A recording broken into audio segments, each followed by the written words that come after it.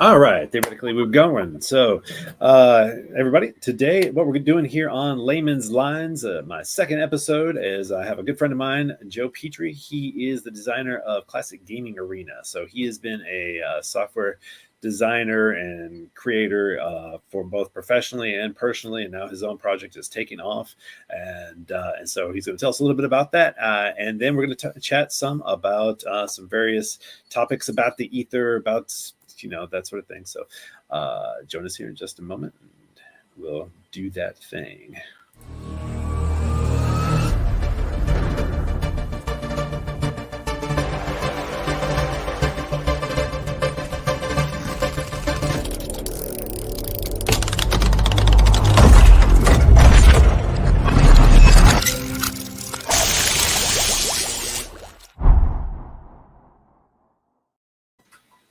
All right. All right, Joe. Well, if you can you tell us like a little bit about yourself? Because like the idea here with this layman lines thing I'm doing is that you can be a professional at understanding systems and things like, for instance, biologists, scientists a lot of times are kind of told to stay in their lane, and I think that's just a horrible practice. And a lot of people are kind of waking up to the fact that that is a horrible practice, because when somebody who has the ability to understand rational concepts and how systems are designed and how they work, being able to have a different perspective on things allows somebody to look at things that are an orthodoxy or just kind of a habit in a field and say, what the fuck are you doing that for? And so that's kind of been a thing that I've noticed is actually becoming popular in some academic circles. It's still it's kind of going to be the wave of the this coming century. I think is finally understanding there's some the ability to have people from different fields look at their I guess another scientific discipline is something that's a lot of value. So yeah, if you could tell us a little bit about your expertise in systems design and stuff, and about your project, what would be a good way to kind of categorize you and what you've been doing in your work and stuff? Yeah. Well, thanks for having me, first of all. And yeah, so I've been a software engineer for about 30 years now. Um, Primarily self-taught. Took classes in middle school, high school. Had some college, but I never actually completed college or anything. Um, but here I am, 30 years Yeah. later. Developing engineering software. It's my passion. Um, it's I've always enjoyed it, and yeah, right now this project that I've actually been working on for quite a long time. I mean, it went live actually in what 2009 or so, like the Yeah, very I first remember you version. working on it way back. Yeah. Yeah, and it was just kind of a web browser based type of system for multiplayer DOS gaming, utilizing Mhm. DOSBox and a small little client piece that I developed, and a server aspect too, because there's a dedicated server. Um, but yeah, so earlier this year, I I had redeveloped the entire thing into a full native desktop application, uh, so that you could. It was much easier to use than the web browser, and obviously much easier to maintain over time. You're not having to Yeah. deal with constant web browser changes and things like that. So anyway, yeah, launched it early this year, and set up a Discord server for it. Did all that stuff, and it's starting to really take off finally. There were always people using it in the past, but it was always just kind of just here and there. But it's really been blowing up lately.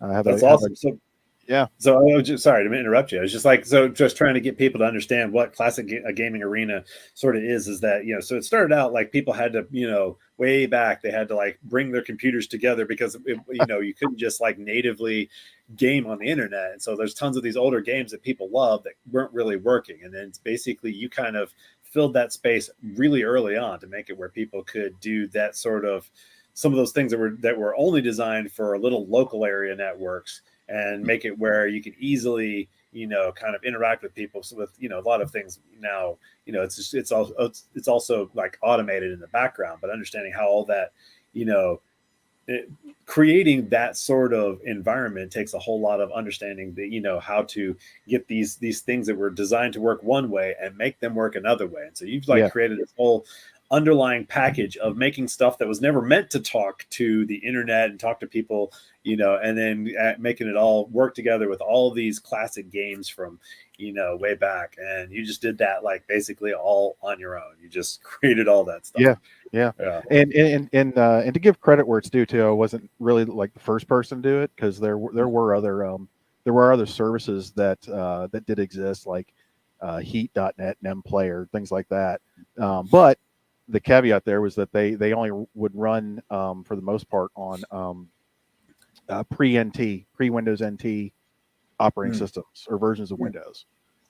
So that's where when I started, or I should say, when I finally got into developing the project, it was under Windows NT, and so there were different challenges there, because you couldn't run the games natively anymore under Windows, and so yeah, so that's where things like DOSBox came into play for the whole system. So Wait, what's your website address? I'm gonna put that up on the screen. it's classicgamingarena.com. Gamingarena.com. And yeah, there's definitely lots of moving parts, you know, between the different systems. Cool. Yeah. So that basically then going back to like your programming. So you handle basically, I think they call it full stack developer now, is what we used to just call it. Software engineer, I remember. So like we've known each other for years, so you know, Yeah. for the viewers, for a long time. And so so now they're calling it full stack whenever you're like doing everything from, you know, handling all the database and, you know, all the networking and also the user interface. And, you know, there's just a lot of working parts there, and being able to understand how systems work together. You know, the funny thing is what I eventually wanted to get to is the there's differences between like a programmer and somebody who's a software designer. And that's why, and then, you know, that's why we Yeah. had this term of like a full stack developer. Mm-hmm. And the funny thing is the mathematicians who are in physics and have the same sorts of people that you can't look at them as a monolith of everybody who is, but it is the same group of people. In other words, the people who were mathematicians in yesteryear, those have become, you know, your programmers and software designers. And the funny thing is, within that group, there are very different people. As is something that you a lot of people don't really realize. They think, okay, all the programmers are programmers, and that's just that group of people who do this thing. And it's like, no, there are these, you know, small percentage of people who really can do it all and understand it, and, you know, take some you know, some design idea and turn it into a working system, as opposed to somebody who is that you have to tell them every little step along the way, and then when they hack away at it a whole lot, they can eventually kind of get it to do just that one limited piece of the system, and they don't really work with all the, you know, parts and stuff. And so a lot of times, for instance, you know, there are contractors who can program, you know, it's possible for them to program, but it's just a completely different task from, you know, making code do this, you know, in this one very particular way that's disconnected from everything else. And somebody who's like kind of an architectural designer who's like, okay, I can do all those little, connect this end to this end, make this little piece, but, you know, there's also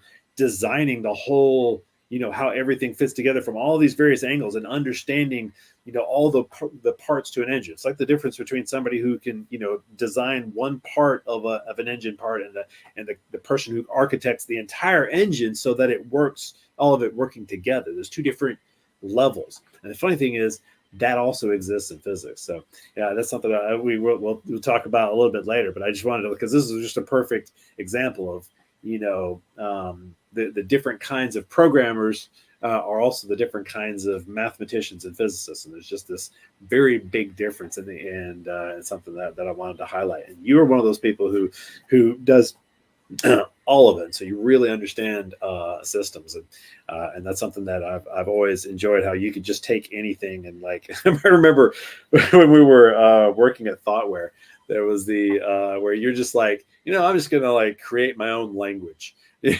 just started. Yeah, yeah, I was like, damn, dude. It was you've yeah. always kind of And I, a virtuoso.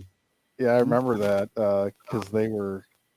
Yeah, I built a reporting language for our system, and in probably like a week, I think. This whole to produce all these reports and things that they were demanding we do.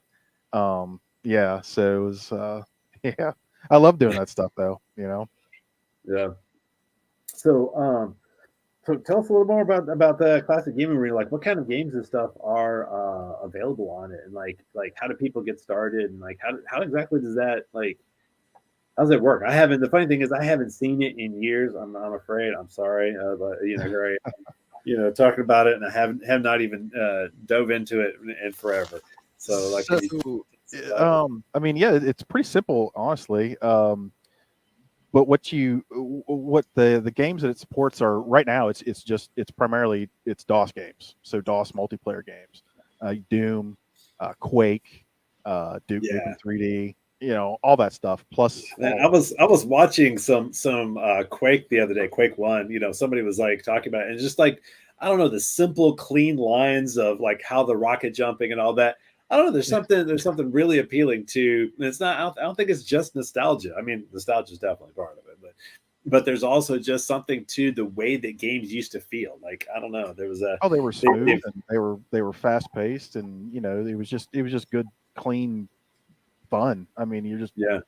it wasn't steeped in, I don't know. It's like all the modern Call of Duty games. It wasn't all complicated and the realism. It's like, yeah, realism is fun and it's nice, but Sometimes you lose something with that though. you do, yeah, yeah, Yeah. and that's why it's starting to come back. You see, like Doom Yeah, it's Eternal. kind of like people love Minecraft. I mean, that's why Minecraft Yeah, became so. Nobody would have expected that something that's made of 8-bit graphics and little cubes, would be like this huge thing. But it's the simplicity of it that kind of allows people to take it in other directions as well. I don't oh know. yeah, yeah. There's I something used to play that cool for about hours on end, and it. Yeah, yeah. it was relaxing, just building stuff and whatever.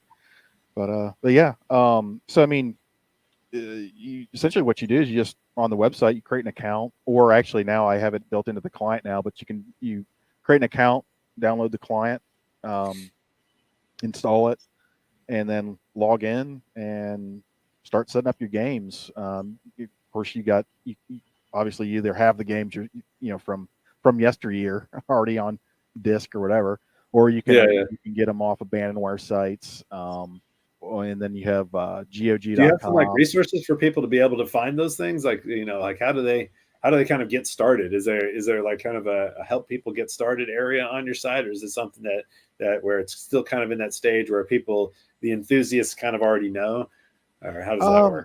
Yeah, actually, if you go to the Discord for it, there's some. Well, actually, there's help on the site. There is some info in the Discord server for it, to tell you how to get started. But there is more stuff that I have to do, get cleaned up. Like I am going to produce links to all the places where you can buy the games if they're available, and then all the other links out to the resources available for those games and everything else. But yeah, and then there's actually quite a bit of people now on, say, the Discord channel, for example, that are willing to help too. So That's awesome. yeah. Cool. Well, so what I was hoping to, like go through. Here's the thing: you've always been really good at like I don't know picking things up and understanding them, and so, I was hoping to kind of introduce to you like the whole steampunk physics project, from and see if I could present you something that you could quickly like think of, like understand and think of questions that like pop into your mind and because I mean I've told you a little bit about it over the years, but a lot of times we just have I don't know. Well, you get older, and a lot of times life just starts going by at a million miles an hour, and Yeah. taking care, And so we haven't had a whole lot of time to talk about our various passions, even though we've stayed, I don't know. I've felt there's this kinship where we're just lifetime friends, even though we don't get to hang out all that often, Yeah. which is really cool. But either way, so I was like, what I wanted to introduce you here, and the funny thing was, there's like these. It's such a complex topic that I never really have a good way of kind of, keeping it really tight, really just, and so that's something I've been working on for a number of years here. It's coming down to a way I can introduce what the project is and that sort of thing. So actually, yeah, so I'm going to be making an explainer video, and I've got a couple of notes I just, popped up with some sort of, let me get to the topics and quickly. So if you don't mind, I'm going to read this out here real quick and sort of get your take on it and see if you like have questions and what it kind of opens your head up to and what you think about it. So first question is, what is the neoclassical interpretation?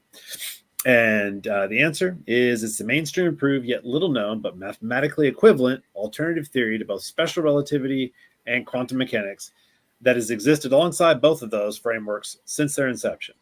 So this is like, a lot of people, they may have heard of different interpretations and stuff, but they didn't, that's generally only of quantum mechanics.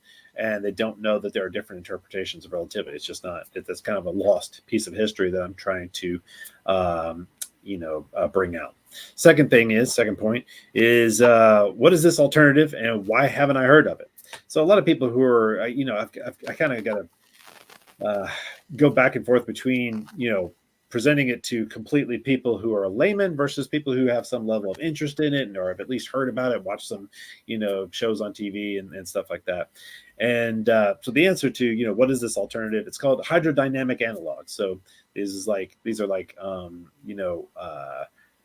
using hydrodynamics, the movement of fluids. And both of those have existed. Hydrodynamic analogs to the current theory have existed alongside the major frameworks, both before and after the popularization of the mainstream version. So, and this is from Poincaré's relativity to Madelung's equations. For those who are, know about these things, there's always been these alternative ways to solve complex mathematical problems. Unfortunately, there's also there's so many routes to the problem solving that we can't explore them all. That's why you don't really, you haven't really heard about this necessarily. And so, but here's the thing. Then people ask, if it's equivalent, then there's no difference, right? And that's completely incorrect. There's because the thing is, we're talking about mathematical equivalence. And surprisingly, mathematical equivalence is not theoretical equivalence. It's precisely the same mathematical outcomes can represent very different worlds simultaneously. In other words, same math, two different versions of the world can be described by the same math, and that's really weird to most people. And so that's kind of that's been the difficult thing to describe to people and to make them understand, is how one set of mathematics, specifically in relativity, can lead to two radically different views of the world. And so, like, even though people know about Copenhagen interpretation in many worlds, because it's like, if you've ever watched sci-fi and stuff like that, it's kind of filters in from the edges, but they don't know about these two different interpretations of relativity.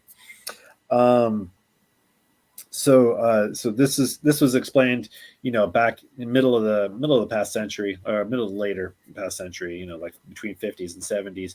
They have like these test theories. So this is, once again, this is actually mainstream. It's just, kind of a part of the mainstream most people haven't heard of. It's like there's something called the Mansouri-Sexel test theory, or they're called test theories of relativity, where they like there's something called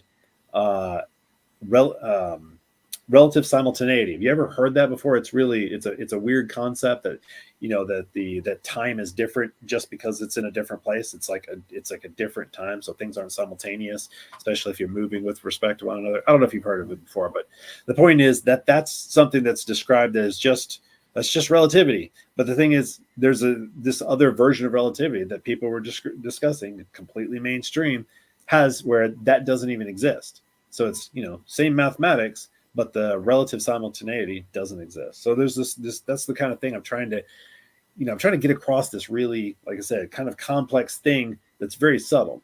And so then the thing number 4 here. Then point number 4 is like, so this is just a subtle metaphysical differentiation. Isn't that just pointless hand waving? That's kind of the thing that people jump to next. It's like, well, why, that just sounds like some metaphysics bullshit. And, and all we really need is the math, because the math describes it, and that's what you engineer with. So why do we care about this crap? And that's my other, huge hurdle that I keep running into. And so it's like, no, that particular belief is the biggest mistake of the 20th century, in my opinion.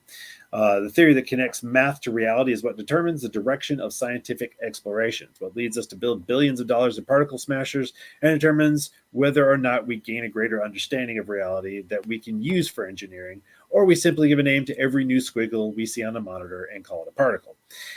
So theory is what differentiates a pile of hundreds of engine parts from an actual engine that allows it all to work together. So that's that. You remember I was mentioning earlier, the gestalt is what it's called. It's like there's one thing if you can make a piece, but making all the pieces fit together and do something, that's a workable system, two different things.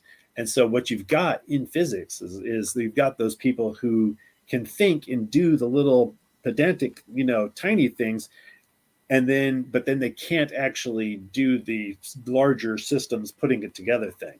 And so that's where shut up and calculate and all that sort of thing came from. So, I've been like kind of seeing this problem we talked about so many years ago, nearly it's been 17-ish years ago, maybe more. God, Maybe more like 20. Yeah, like closer to 20 years ago. Something we were talking about. It's just this difference between, a code monkey and somebody who's an actual software designer. And so it's like or software architect is another word that they use for it. So and that exists in the mathematicians that are in physics, and nobody's really kind of pointed that out, because if you're capable of thinking of the big picture, generally they say, "Oh, that's just hand waving," and you can't get them to understand the difference between. No, it's not just hand waving. Hand waving, it's understanding how something works. Is looking at the way it fits together. Either the system works or it doesn't. In reality, it all works together. You can't have one little part that disagrees with the other part. So this is the big problem that, all throughout the 20th century, physics said, no, you can't talk about the whole system together. You can only talk about the little parts and the mathematics, because if the mathematics are right, it's right. And so like the final thing here. Well, doesn't that go against what Einstein was actually trying to do? Was he was working on his unified field theory, which was the explanation of everything, right? Here's the thing: even Einstein, in later years, he became unpopular. A lot of people don't know this, because we're all like, "Oh, Einstein." But even amongst his own circle, basically, they first tried to ride his coattails, and then they started like looking down on him because he had this problem with modern ideas of quantum physics being ridiculous. Hey, babe, can you feed the cat so I don't have meowing all throughout the whole video? I can't hear him. Nonstop.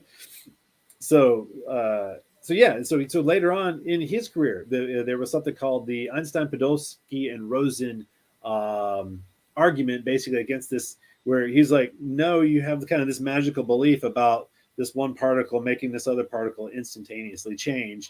And there was a long, and by the time that argument was done, basically he had to bow to this larger community of people. But it's just because there were more people. And I'm sorry, more people doesn't make something more right.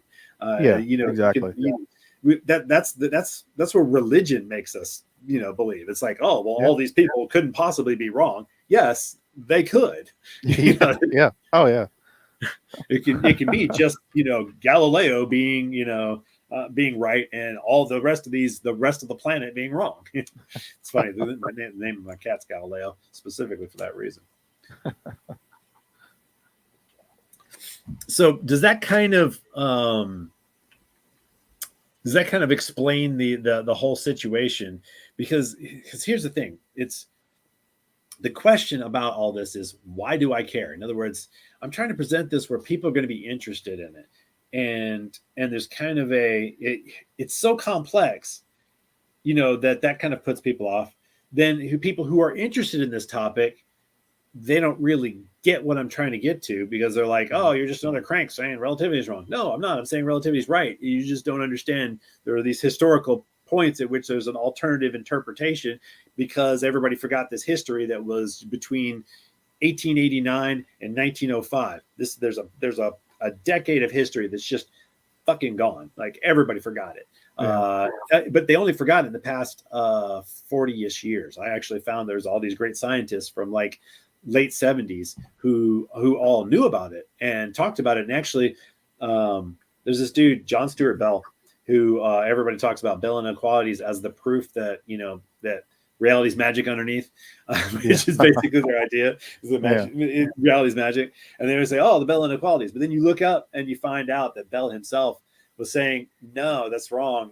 You're misinterpreting what I'm saying. And in fact, what's a better solution is going back to, you know, relativity before Einstein.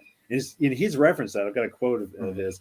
And like people don't know that he was trying to say, yeah, we probably need to go back to relativity as it worked just before Einstein, and that would solve this problem. And that's my whole point. But there's just all this lost history.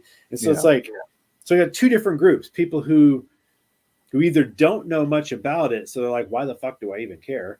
And then people who do know a lot about it, and they know too much, and so therefore they're like stuck in this mindset that you know, Wikipedia has absolutely all the information you need, when, you know, there's this deep history. And so I don't know. You know, that's why I'm, you know, talking. That's why I'm doing this show, and, you know, trying to get it across. But, you know, it's just trying to pique people's interest in this like one particular point at which all of this changes, and I'm not really sure where to go with it. You know, it's something that's been a problem. So I'm hoping that maybe, you know, I don't know. Well, like, what about this is interesting to you? Oh, I guess the one thing I do need to point out is why should anybody care about physics? Well, all the war, all of the, you know, problems with climate change, anything you want to put your hand on, it all comes down to energy, and energy efficiency comes from our understanding of physics.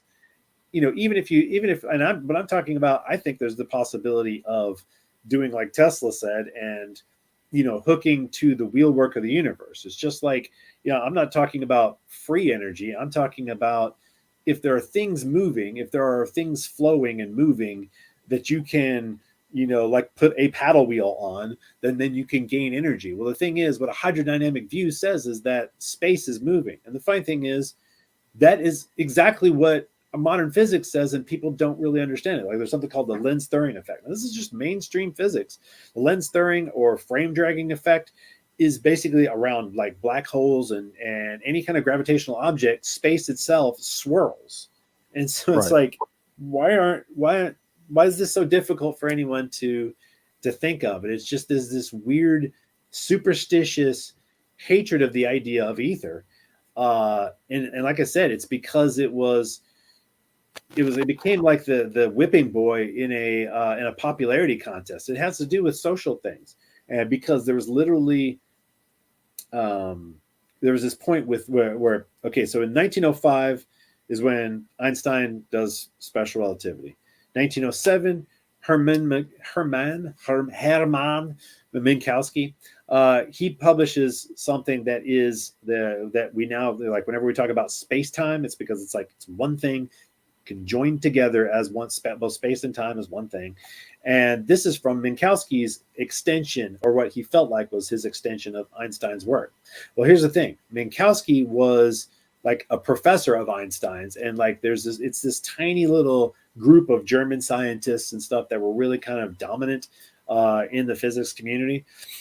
And so then by 1909, he like suddenly dies. I think it was 1909 that he has like a rupture in his I think it was a appendicitis, maybe. Just suddenly dies. But he was like a really great friend of one of these other great names, and so it's all this like this tiny little community. What was his name? Hilbert.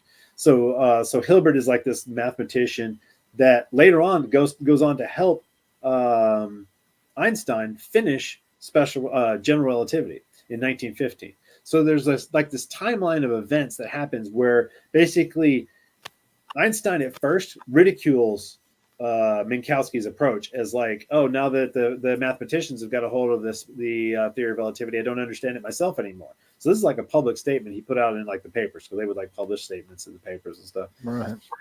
And that pissed everyone off, because then Minkowski's dead, and they're like, oh, you're not honoring your mentor. And so they like just called him out hardcore in like newspapers. And so he started using Minkowski's stuff. But here's the thing. The difference between what we think of as Einstein's theory and what came just before it is specifically Minkowski's like joining together of space and time. Relativity, like the time dilation, length contraction, all that existed, like well before. Like it was already present, via Lorentz back in like I think it was by 1889, I think it was was it Larmor? I think Larmor. Anyway, it was like a good 10 years or more than 10 years prior that we had all those ideas that you think of as relativity. So like whenever people think of relativity, they think that Einstein just like it just popped out of nowhere, but of course it didn't. And so here's the thing, man.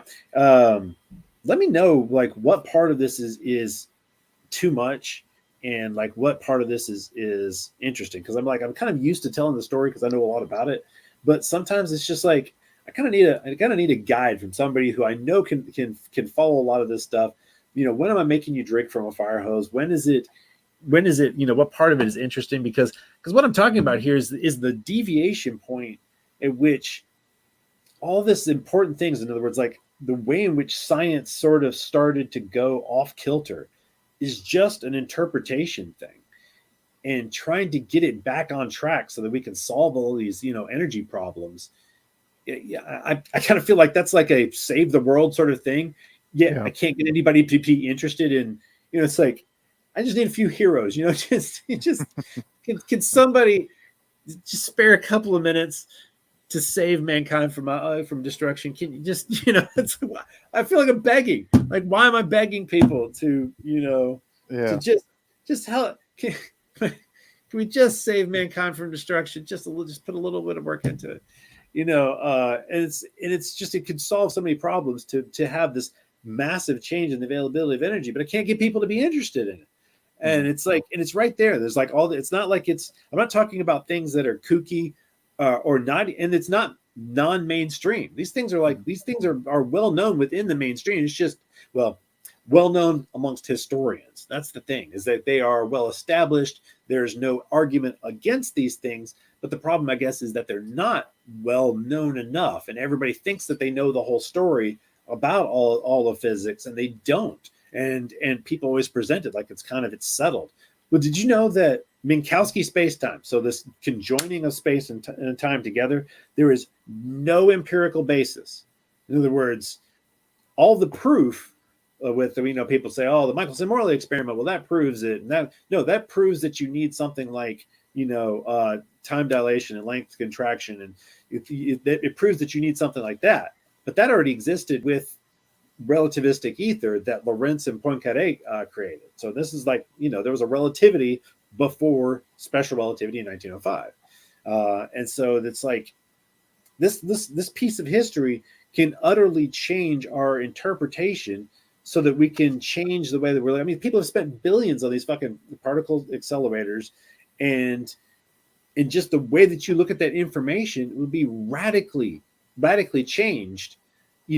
Just having this alternative interpretation of what's going on, the way that you put the pieces together.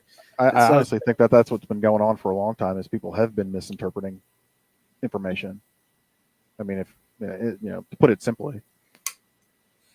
Yeah. So I don't know, man. What about this story is difficult? What about it is is there anything about this that I could explain to you that would help you be interested in, like, yeah, man, that's something I want to be involved in. I want to, how do I capture people's attention? I capture their passion, because it's like, this is something that should be like, it should be activism. It should be, this is something that if we could just popularize it, it's literally, like I said, it's literally like a save the world thing. Yeah. And I can't get people to care. It's like, I Ah, mean, so first of all, I mean, it's all interesting to me. I love this stuff, but I'm not an expert in it, um, but I love reading about the history and just and all the technical stuff. I love all this stuff, but I think to get people interested in it, it I think you at some point you have to have a means. Um, I think you have to have a means to produce something at some point. Like you've got to be able to say like, here is here's the mathematics behind these theories, and do with them. If does that make sense? Like, I didn't. You cut out for just a second on the last thing that you said. here's the mathematics behind the theories, but then Uh-huh. here's what you can do with them. Like this is what you can produce. Okay. Um, so, um, it's like it would be like it's like the idea of say like warp drives, for example. Hmm. That's been there are people who are actively working on trying to produce those, Yeah, and based that's the on sort of thing this produces. yeah, That's yeah, exactly, and that's kind of that's where I think that's what will get people interested in it is when something can be produced that says like, look, it really works. And mhm. this is why, because look, here's the proof right here. Yeah. So like a And good example of that. I think that's what's plagued a lot of physics and theoretical physicists. Their jobs are essentially just to talk about. They don't produce anything Yeah, in a the lot of long. times they produce nothing at all. It's Yeah, it's just, but they still get billions, and I can't yeah. get like anything to do experiments to prove these things. Because here's the thing. Hmm. So it's like, how do I do that? Here's the thing. I know if I had the money to be able to build stuff, I could definitely Elon Musk, build things that would prove. Do what? like Elon Musk. Yeah, Yeah, right. If I had the budget to produce that sort of thing, but where do I get the money? That yeah. it's always comes down to that. It's like, where do I get the money to produce something and show that this will work? Well, I mean, Hmm. like one good example is, okay. So there's something called the Sapphire experiment, that it has a relationship with um, the biggest problem is it has a relationship with the Thunderbolts project. So that's like there's the plasma universe, and then there's the Hmm. Thunderbolts of the gods, and these two things are together. One of them is philosophy, and the other is about electrical theory, and so I'm the the philosophy is actually kind of a story, and it's like there's way too much speculation in that story, and I'm not a fan of that aspect of it. But the Okay. plasma physics things that comes from, there's a lot that they're bringing to the table, and then there's also an experiment, and then in this experiment they've specifically claimed the transmutation of elements, and they're producing these phenomenon that nobody else is really showing. Like one of the things that's really interesting is these very there's something hitting your mic right now. Do you know what that might be? There's something, I don't know. Is that me? Uh, yeah, I think that's, yeah. There's something kind of like feels Might like have. there's something up against your mic. But I think it's good now. I think it was brushing against my shirt. okay, yeah. So like one of the things that they produce are these tufts of plasma that are very well organized. Like you can see, like in certain cases, it's dodecahedral or icosahedral. The locations of these tufts are at the vertices of those sorts of things, and they just sort of arise based upon these electrical phenomena. And Yeah. it's really neat. And they've got all these great results, Isn't that the but one where like they could get it to actually they could get them to organize into specific patterns and all that kind of stuff yeah, as yeah, well? and Yeah. so and theoretically they're actually producing elements, and so they're doing all right, but they're not doing that great, even though they're producing results because somehow Hmm. they were able to put together a budget. Part of it is because I think they don't have good theory. They have good experimentation, but they don't have theory that underlying the plasma idea. Right. In other words, what my piece is actually what would be underlying the plasma physics of that whole thing. It would be just underneath it, and it actually does fit very well with their model to some extent. Of course, they're very speculative, because that's the thing, is when you don't have enough of a budget to answer all your questions, you have speculations about how, what this might mean, but you can't really, test all of them out. Well, I mean, I think, what would help a lot would be to have a solid end goal of whatever the experiments should produce, would help. If to See, and here's the thing: it's like they have an experiment that is theoretically producing things that are completely impossible. In other words, they have it; it's done, it's been around for years. Yet nobody is saying anything other than this is impossible according to our physics. So therefore, they're either lying or doing something wrong, and then they stop paying attention because it doesn't fit within their worldview. And wait, they're saying that the experiments that worked are wrong. No, the experiment.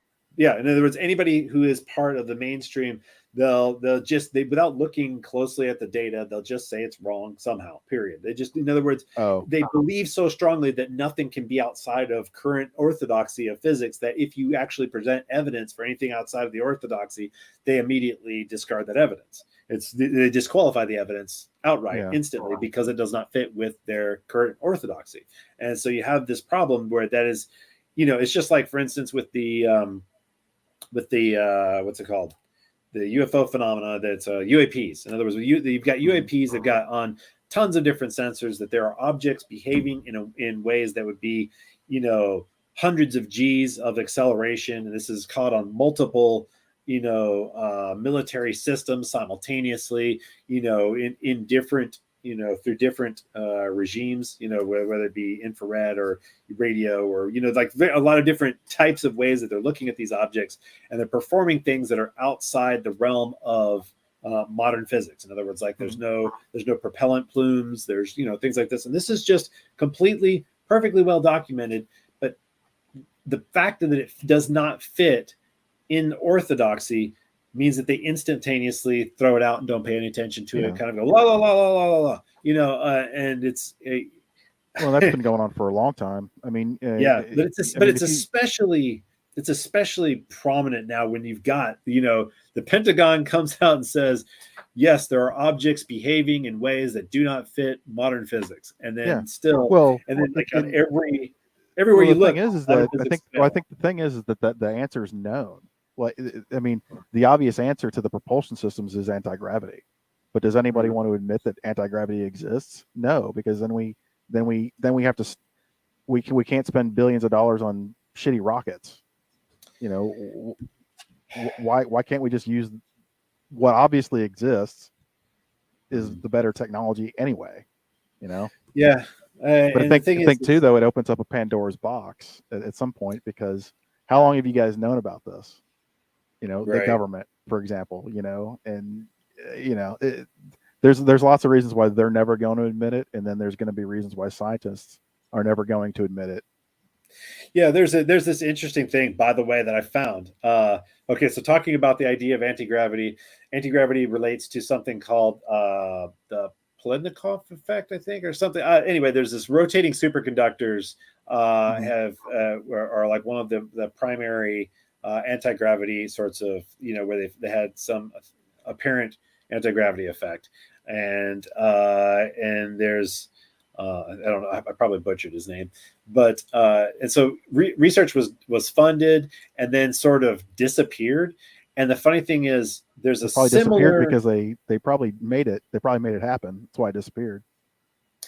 And check this out. So this is, I think you're going to really love this. So then there is a crap. What was this? So that research sort of disappeared. But then there was these gravity probe. I think it was gravity probe B. They had basically rotating gyroscopes. They were highly precise, and you end up finding out that there are these strange effects that also sort of they discover it, and then the information about it sort of drops off. Well, the funny thing is, there's this one guy who is the main person who sort of ends up being the debunker. His name's Clifford Will. He is a well published physicist who shows up in both of those locations, and then the other location he shows up, which I found to be extremely important, is so you know how I was talking about. Okay, Minkowski space-time is completely non-empirical. It is not science. It is literally pseudoscience because they present it as science. There's no evidence for it, and not only that, it is currently theoretically non-falsifiable. In other words, it cannot be falsified. You can't falsify the idea of conjoining space and time together, and because it arose long after time dilation, length contraction, all of that already existed. So the proof that we have for time dilation, length contraction, there's no argument against that. We do have good, solid evidence for those things. We do not have evidence, however, for conjoining space and time, which Minkowski did. Einstein argued against. Everybody dogpiled him. He backed off of it, even though later in a million different ways, a million different times, he said, space without ether is unthinkable. 1920, that's a quote where you had a whole fucking thing about space without ether is unthinkable. Yeah, see, the thing is too, is I think they're slowly coming back around to it. They're just not calling it ether. They're calling it dark matter because they can't explain all the crap they've come up with over the past like 60, 70, 80 years or whatever it is. Oh, get this. Dark matter and ether can't actually be made equivalent, though they are. Though what is causing the effect that we label dark matter is ether. I know that seems like a weird differentiation, but it is kind of important. No, that's what I was. Is that what you're going to say? That's kind of what I was saying. Is that's what it probably is. That they're just not saying it that. Yeah. So let me finish the other thing. So Clifford Will is actually the person who is most involved in like this discussion. I said, oh yeah, between like 1950 and 1970, they had all these things about like this test theory where there's this different, so this is the crucial, like the critical line at which you either interpret relativity one way or the other. You either revolutionize science or you don't. And Clifford Will is right there, both in what looks like a cover up of Gravity Probe B and this thing. And so I'm like, and also the rotating superconductor anti-gravity stuff. He's at all three of those points. And I'm like, did I just discover a government shill? It's like, I don't know. Very likely. Yeah. I mean, there's it could be an accident though. I mean, there's one point in which I looked at the wording and he could just accidentally be the person who's at these points. That's kind of being, he's a gatekeeper of orthodoxy. But it was, it's funny that I found him at all those points. Yeah. But then, crap. What was the other thing that we were just talking about? The ether, dark matter. Yeah. So the other thing is, with their argument against ether has always been that's like, oh, that's just some additional. The reason why we chose, okay, let me back it up for just a second. So there was Poincaré and Lorentz who created the relativistic ether before Einstein, and then people are like, okay, if we know historically, and they've talked about it for the past century, that they are mathematically equivalent. That's what they talk about, the mathematically equivalent. And so then why should you prefer one over the other? And they're like, oh, Occam's razor. If you need some invisible unknown substance, then you should prefer the other because it's simpler and more parsimonious. But get this, okay? That's what they say. Is it's more parsimonious. That's the answer, and that's not actually. That's not. I mean, that's funny because it's funny because we're back to that because now we have the unknown dark matter, the mysterious substance that they have to try to explain everything with. Oh, it's not just that. So already at that point, here's the thing: the difference between Minkowski's fourth dimension, and there was also a use of the fourth dimension with Lorentz and Poincaré. But the thing is, the fourth dimension use with the ether was to help you keep up with what was basically an optical illusion. That's simplifying it a bit, but their idea of how constancy worked was as an optical illusion. And so your fourth dimension was keeping up with all of these changes to apparent time, because time is just a measure of change, and some Yeah. things are going to change more in one place if the speed of light, is kind of altered, which is also another simplification, but it's kind of like the speed of light is altered No, in this hemisphere. that's actually a good way to say it, because I mean that was one of the things I was going to ask was the fact that I've always looked at time as just something that we created. It's to measure events, and Right. that's it. And so It's it's nothing else. It Minkowski doesn't that makes exist. it physical. Yeah, exactly. It doesn't exist. It's not a Right. And thing. then it's only Minkowski's shit that makes it, suddenly exist as this thing. But the thing is, what it does is it allows you to have infinite, when you add in a dimension to something, it's just like you go from 2D to 3D. And what happens Mhm. is, before you had like a single sheet that only went out in X and Y. Once you add another sheet, then that's the third dimension. You could have additional 2D dimensions within a third dimension that are infinite. There's an infinite possible number of them.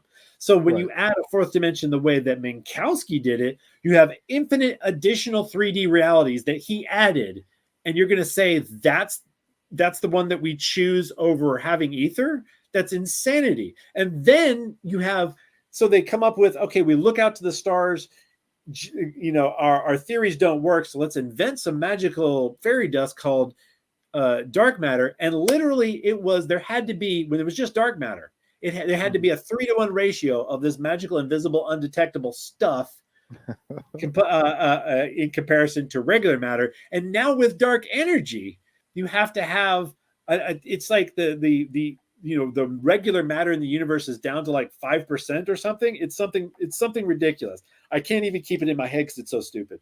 It is, and that's what we're adding, and that's supposed to be the scientific path. That's not the scientific path. We have an alternative path. It's orthodoxy. It's just deciding you want to keep doing things the way that you're doing them, when there's this thing that was mathematically equivalent. It's an alternative that was easily acceptable, and there's no empirical reason to select the Minkowski spacetime over Lorentz Poincaré ether. And they're two. It's just like, how are we here? How did this happen? How are we still here after Yeah. all this time? I've been working on this for 20 years, trying to get people to listen to this thing that's literally a world-saving thing. It's like, you're crazy. You must be one of those kooks that's against relative. No, this is a relativistic theory. It's just an alternative interpretation that will allow us to understand what we're looking at better. And so it's like, yeah, sometimes I feel that conspiracy theorists feel. It's like there's got to be some people in the background screwing with stuff, making people believe this crazy nonsense. Yeah, I It think feels there that. is. I think there is, and I think it's been going on for a long time. I mean, hell, even if you look at, say, like Carl Sagan, for example. I mean, he's a really well renowned scientist, but yet he will never. He went to his grave never actually saying that he thought that there was extraterrestrial life.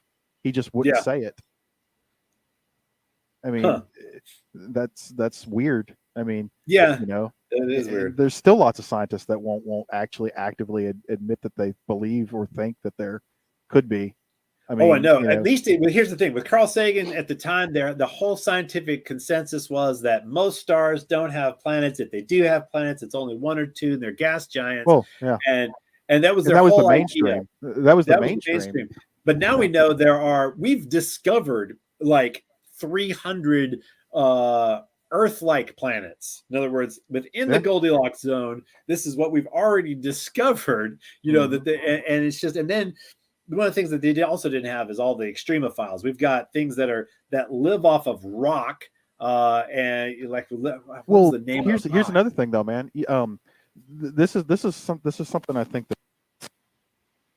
that looked at again. But like in the 70s, there was a lot of people, scientists and whatnot, going out and doing a lot of non-mainstream work and discovering things, but it was not. It was squashed for some reason. Because there were a lot of things that people were discovering, like the fact that you can actually see. We observed the formation of, say, like basic cells in the right conditions. So yeah, Well, here's the but thing. that's all gone. And I've got on my channel. I've got a list of from that's a really great watch list on this channel, well, the YouTube channel, Mhm. where it's like from physics to life, where nobody has yet taken the now they've proven that all of the various amino acids and things like that can actually spontaneously form, through the application of certain like heat and Yeah. heat and cooling cycles and all the sort of things that would naturally be there.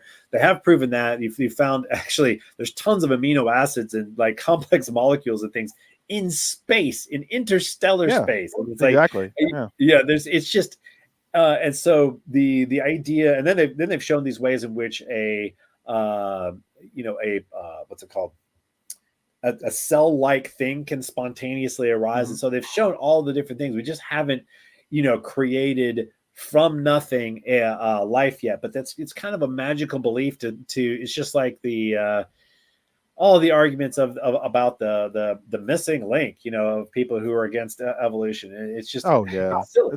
It And takes and the lots of thing is, time. They don't when understand you that. and when you look at things like the way that DNA itself is very electrical in nature, and the way Hmm. it's like I love looking at the way that these that if you've ever looked into biology, there's when especially like developmental biology, where when cells are splitting, the way that the chromosomes are pulled apart by basically through like little magnets attaching to them, Yeah. and Yeah. and pulling them apart and stuff. And you've got these filaments that are created specifically because of the electromagnetic properties of the cells. And so it's really neat watching all these things that are like it's just wet nanotech. That's what biology is, wet nanotech. It's Yeah. really good, Absolutely. but Yeah. it's just running around. But anyway, yeah, there's a bunch of stuff I have in there. But Yeah. so I guess here's the thing. So like what I've run into is that it's the sociological problem that I'm trying to deal with. That Hmm. I can't, because you can't get funding, for instance, for it's like, yeah, produce something. Okay, that requires funding, that requires more experimentation, and Yeah. you can get billions of dollars for orthodox experiments, but you can't get a red cent for anything that does not perfectly fit the narrative. And so it's just what I've Hmm. been trying to do is get more people who know there's this alternative narrative, and it's not You, crackpot at all. I mean, you know what you might have to do is try to go to I mean, I'm not sure who you've tried to present to in the past, but try to go to different I don't know, I'm trying to think how to explain it, like different, like say if you were to go to somebody like an Elon Musk and present your ideas, you Oh, there's know. no way to get a hold of them. It's impossible. Yeah. So it's like, and like for instance, I've talked with like Jess Brewer is a physicist he's now a fellow the AAAS, American Academy for the Advancement of Science, major science Mhm. organization. And his interviews here on this on my channel as well. And he's one of those people that he's been a scientist that's had to face tons and tons of crackpot theories, because the truth of the matter is there are a bunch of people out there who just have put no thought, no work into it, and they've got their own theory Yeah. of everything, and They just make yeah, stuff up. Yeah. and they annoy me too, and they annoy every scientist. They annoy me more than the scientists, because they make me they make anybody who's trying to present something that is not perfectly mainstream look like a lunatic, because they are also presenting things that are non-mainstream, but it's word salad, and you have to, and the amount of effort it takes Hmm. to dig into somebody's understanding of something it's a lot of effort. And so being Yeah. able to separate, it's almost impossible for a normal person to separate a crackpot from a non-crackpot. And if you've got tons of crackpots and then just like a few people who actually know what the hell they're talking about, it's almost impossible to find them. That's one of the things that Jess is like, oh my God, you actually are presenting some rational information. And because at first my first thought was, oh, it's just another crackpot. Yeah. That was his first thought about it. But so at least when I can talk to an actual scientist for a long enough period of time. But the thing is, you usually can't get a hold of them. Jess has been like one of the only physicists I've been able to talk to long enough. And the only way you can do that is by interacting with them in a variety of places, so that they see, like for instance, I got to know him on Quora And so he was able to see that each and every time I had an argument that was based in, mainstream science. It wasn't just out of nowhere. It wasn't just off the top of my head, schizophrenic crap, Yeah. which is Yeah. a lot of the crackpot stuff is just kind of, they just thought it, it's, Yeah. or they heard something, or, and the funny thing is, it's like, no, I have, a direct link to and understand and can tell you exactly how the mainstream science works. Because I guess that's part of it, is like, if you don't understand enough of the mainstream science, what are you doing saying you've got this alternative? You don't have any business doing that. And so I guess that's one of the things I'm always able to prove, that I know exactly how the mainstream science works, and then tell them, Yeah. oh, and there is also this alternative as well that is historically, supported. So it's just, that's what I've been trying to do, is just find a way to, and so that's why I've been trying to get laymen involved, is like get people excited, because that's really what I need, is some way, what's going to excite people, what's going to get them, because that's the only thing that's going to change.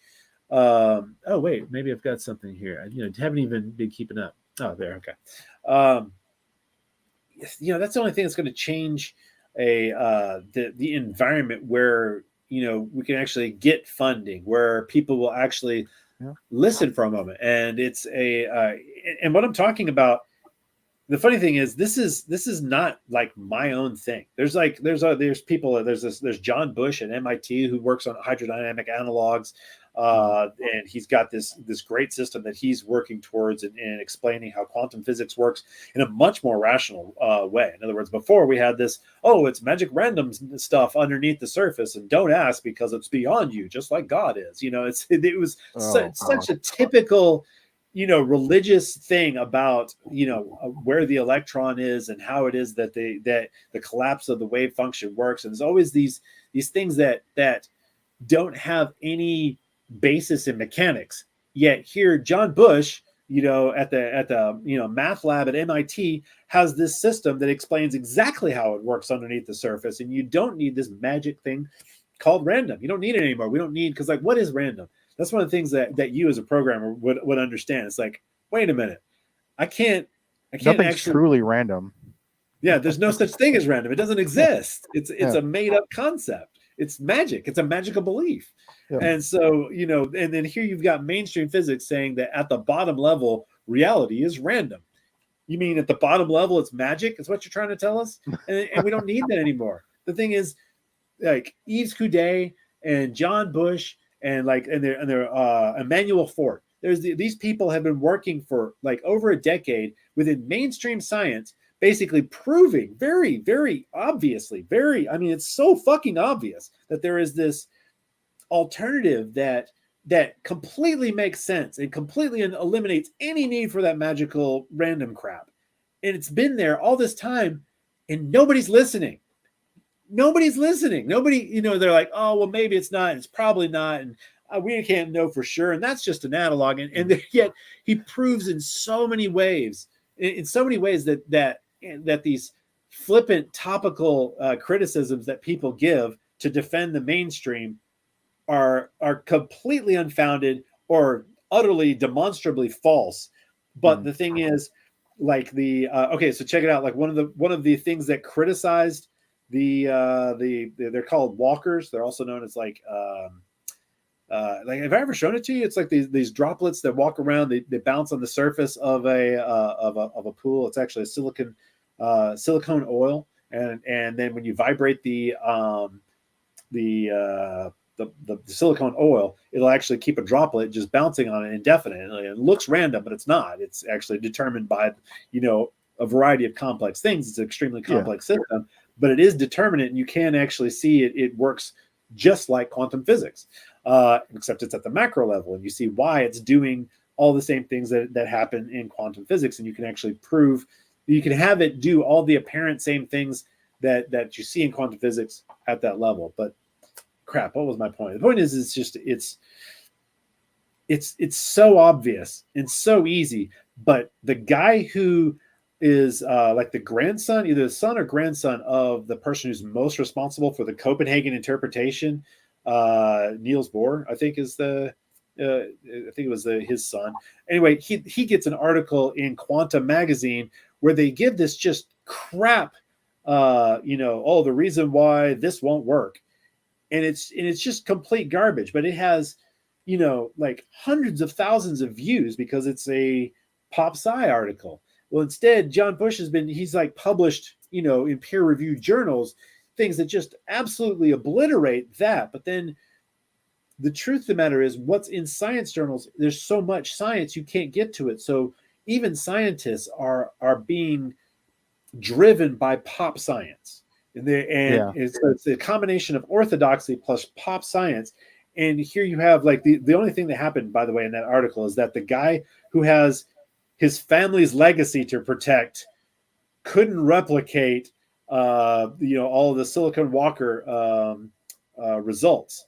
And that yet it's been replicated over and over and over by all of these various labs. And then, because they couldn't replicate it, that's, their failure to replicate it means it's crap. And don't look over here because that destroys Copenhagen interpretation. It's like that sort of thing is happening in science right now. And so you got remember how we were talking about like the three different people? There's like three different kinds of programmers that you'll run into. Those who can, really understand it all and, put together large scale systems. Those are like a tiny, tiny percent, maybe like 5%.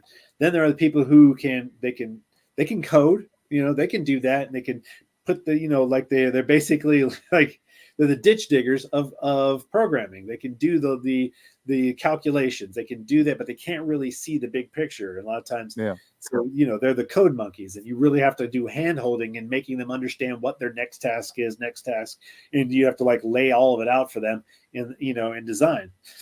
And then there's this other group that is they know enough coding to get by, but they're really good socially, and they can just bullshit their way through freaking anything. And that's there in the physicist department, where you've got these people who are bullshitting, and they don't know that they're bullshitting. It's not like it's on purpose. It's just they're good socially, and so their brain is kind of geared towards social stuff, and they know enough to get by. And so they're kind of like like you give up when you're a designer type. A lot of times you've given up a whole lot for that ability to both understand how systems fit together and also be able to do the small scale, logical shit of programming. Being able to do both of those uses up a lot of brain space. And so a lot of times you don't have this social. Yeah, you give up the social aspect of you give up the social. Exactly. You didn't, specialize your mind towards, all the political maneuvering and how to, bare your teeth and show your genitals. It's like there's all these. Well, it's because the goals are different. You do hierarchy, but it's the goals are different. And so so what you end up having that we always like ran into over and over is seeing these people who could rise to the top amongst programmers, even though they were crap as they couldn't design, they could barely program, but they would always, kind of push out the people who were head down doing the work and the others. And the thing is, here's the thing. I don't want to disparage the code monkeys of the world or the mathematicians that are, pedants. They're pedantic. They do important work. A lot of times you need some people out there just kind of hammering away at what is just needs a lot of code. That's good. Sometimes you need those people, and so I don't want to, like I said, I don't want to disparage them too much, but at the same time, we can't get them confused. We can't confuse these groups and put them all in the same category, I guess. And so, and that exists in physics. The mathematicians there, you've got people who are doing the grunt labor, solving the equations like a good little calculator, and they can't see the big picture ever. And then, and then there are people who can do some of the equation solving stuff because they learned it, and then they're really good socially, but they're not the designer kind of people and those designer kinds of people, they're out there doing the work right now. It's out there. It's in journals. I'm not talking about something that's just completely me. I'm talking about something that is out there in journals, the neoclassical interpretation. There are people who've been doing this the entire time. It's there in mainstream, approved of, and nobody knows about it because it's not part of this overarching story that people who are good at socialization maintain. And so they keep teaching the next generation. In other words, the people who are the socializers of the of this little group. In other words, they're kind of the funny thing is they're the winners of the Special Olympics, because the truth of the matter is all of us in software engineering or in mathematics or whatever are a little shitty at social stuff, right? But then there's this, then you can be a kind of the best socializer of this handicapped group. so they're Yeah. so they're basically they're competing in the Special Olympics by competing against all the other people who are in programming or all the other people who are in physics and mathematics, and winning out. And then they control the narrative, and they're controlling the narrative and making it where the next generation learns this orthodoxy. And so that's like, how do I put a something into the gears of this machine? And that's what I've been working towards this whole time, is trying to like to get in there and bind up the gears of this machine, because it's like it's kind of unstoppable. It's Yeah. and it's not good enough to just produce results. Like one of the things back all the way back in the 1930s, there was this guy, Dayton Miller. He was a friend of Edward Morley. There's Michelson. There's Michelson Morley. Anyway, the Michelson Morley experiment, you know about, right? And that's the one that that kind of starts the whole relativity thing. Well, his a close colleague. He was at the he was like the chair of the Case applied studies, or I don't know, the Case University, and so he's like a really well known experimenter. And he replicates the Michelson-Morley experiment exactly. Now, here's the thing. Nobody today knows that no one other than Miller has ever actually replicated the experiment, because they didn't understand the initial experiment. In other words, there's all these things that are said to be replications of the Michelson-Morley experiment. They're not actual replications. All of them use monochromatic light, and they don't make sure to line it up so that the actual legs of the interferometer are exactly the same, and they don't make sure that there is a gaseous medium. If you remove the gaseous medium, that'll remove the results. If you don't use multispectrum light, that'll remove the results. So there's all these things where he's the only one who replicated it, and he got a positive result on all of his like tens of thousands of experiments.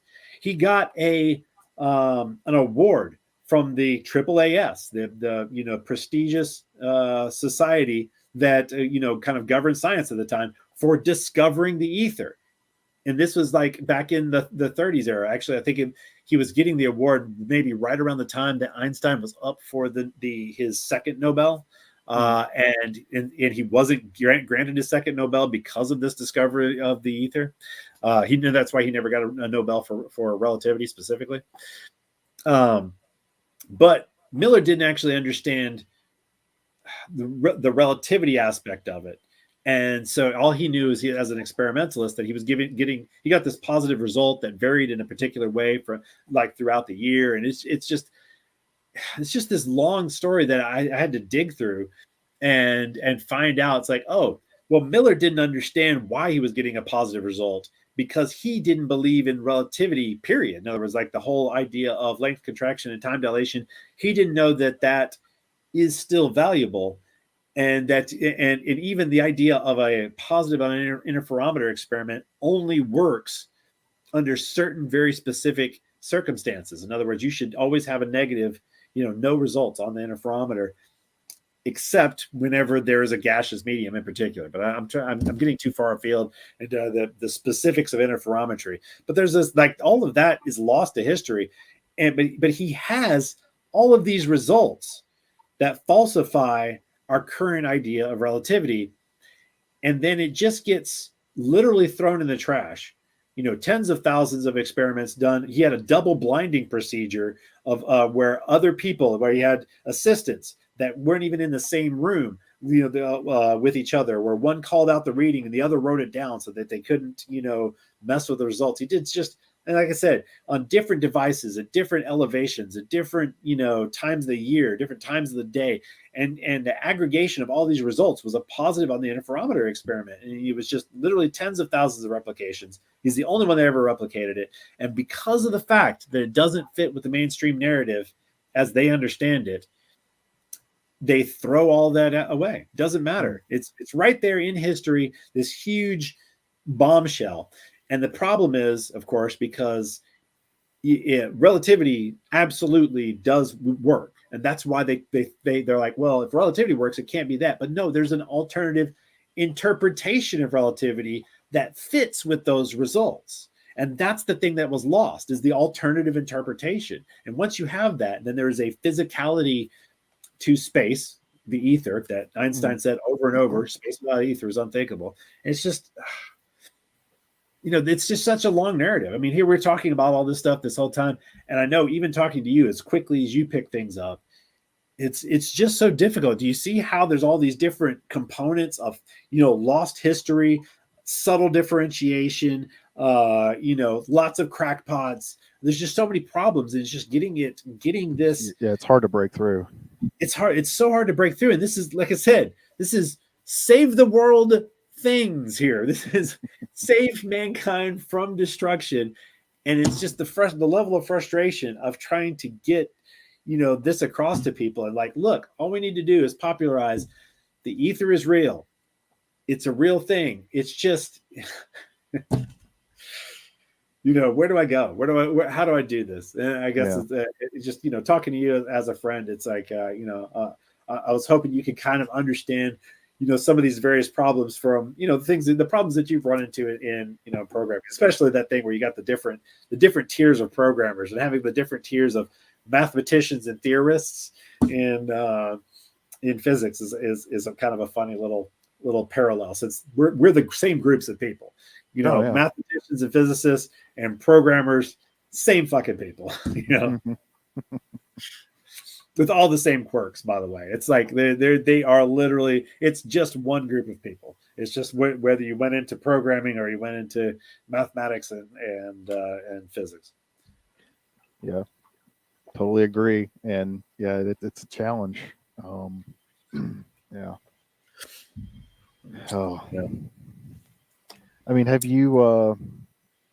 Obviously, you've got websites and all that kind of stuff. You should try and create like a community. Need to get some kind of community. I don't know, like a community science thing going on. Where you get lots of different people involved and publishing information. You think it would 20 be. years, I've found that every one of these ideas, like I had that with my anti-relativity, which is supposed to be like, anti-relativity is like there's an inverse, and like there's time dilation and length contraction. But one of the things that you find out with ether theory is that alongside of that, you also get apparent time contraction and length dilation. So an anti-version of relativity. Yeah. But, so I had that, and for a long time, and it's just, you end up finding out there's such a glut of people who care about presenting their specific view of reality only because they want to be heard. It's just like, the social media thing where everybody wants to be heard, nobody wants to listen. And so, and since it's so much more important to them to do that, nobody's listening. And there's just tons and tons of people who have their own pet theories where they haven't really. And what I'm talking about is not my theory. This is the work of other people that is going on and accessible and in peer-reviewed journals. And it's just, but it looks the same kind of from a cursory view because there is so much of that crap going on. And so it's a man, you'd be surprised. Like I said, communities right now, I'm trying to talk to a couple of different communities, and you kind of have to accept a level of appealing to people who are more on the crackpot end, actually, because at least they're open-minded. Yeah, at least they're trying to consider something new. They're okay with things not being exactly the way that the way that our daddy says, because that's basically what it is. It's like there are people who are so caught up in, it's like, my favorite people are right and your favorite people are wrong. It's it's all about that kind of feeling of family, that they have a connection to some group of intellectuals or some group. Whether it be a lot of it is academia in general. I mean, they're so bound to it Yeah. everything I learned in college, that's true. That's right. I can't sway from that. I deal with that in I deal with that in in programming with Yeah. you get a lot of these kids right out of college and they think they know everything, and like, dude, you don't know everything. I can tell you Yeah. that. You're not You even know, close. yeah, You're not even the same realm as knowing everything about this. yeah, You and know? they're just bound to like all this stuff that they learned, which in a lot of cases, they're learning without any actual um uh, what do you call it, like real world usage Right. or It's theory application versus of what lab. they've learned. Exactly, Yeah. yeah, And and they're just so basically regurgitating. It's like, yeah, well, here's the thing. This is what's cool that, about studying the human mind. When I got into like neuroscience is understanding that you kind of have to have faith. I don't know if you went through this. So like when I first got into, um, where was it? It was before ThoughtWare, but wasn't it? Hold on, was it? What's the timeline there? No, it was after ThoughtWare. So like when I really started getting deep into like C programming, I I started having this problem where anytime I'd run into a bug, I'd start feeling like, well, maybe it's in a lower level library that I'm using. And so I'd start studying these libraries, and I did find some things that the whole reason I was having the problem is because the libraries I was relying upon. Well, they had, oh well, this one's deprecated. How the fuck was I supposed to know that was yeah, deprecated? Or and then oh, there's this bug that's known to be there. It only comes up under special circumstances, and now you're suffering from it, and you just spent like an entire day trying to fix this bug, and that you can't figure out why it's there. And so I story of my started life, getting man. yeah, exactly. So I started getting into this problem, and that's basically what I'm doing is I'm debugging physics. By the way, Yeah, that's exactly what I'm doing. So but then what happens is you get into this analysis paralysis problem though, and that's one of the first things I ran into is I started digging deeper and deeper and deeper into libraries where I was getting almost down to the metal, and searching through these libraries and trying to understand them more. And you can get lost doing that. So there's a certain point at which you just have to have faith in the libraries. And I say faith there very poignantly, I guess is the right word, uh, because of the fact that that's actually what faith is in human beings. Is you have to be able to learn from your betters. You have to learn from people who are experienced. You have to learn, rely on it to be able to develop something new. You can't, like, well, I can't rely on this. I have to learn how to make a microwave before I can ever cook a meal. And so there was one of those things where I was just starting to get deep, like where I get lost into searching through libraries and trying to understand these very, very basic things. And I nearly got fired at one of my jobs because I was spending too much time at that instead of just moving forward and finding a way around, and kludging it together. Because that's what you have to do when it's like you run into certain bugs. You kind of just have to make something a little more kludgy. It's not as yeah. it's not as elegant. It's not, you have to find a workaround that's kind of crap instead of Then fixing then the it's bug. always then it's always in the back of your head that thing is there, and I hate that. Yes, yes. It's so bad. And so yeah, and so you can, and you have to have faith to be able to progress.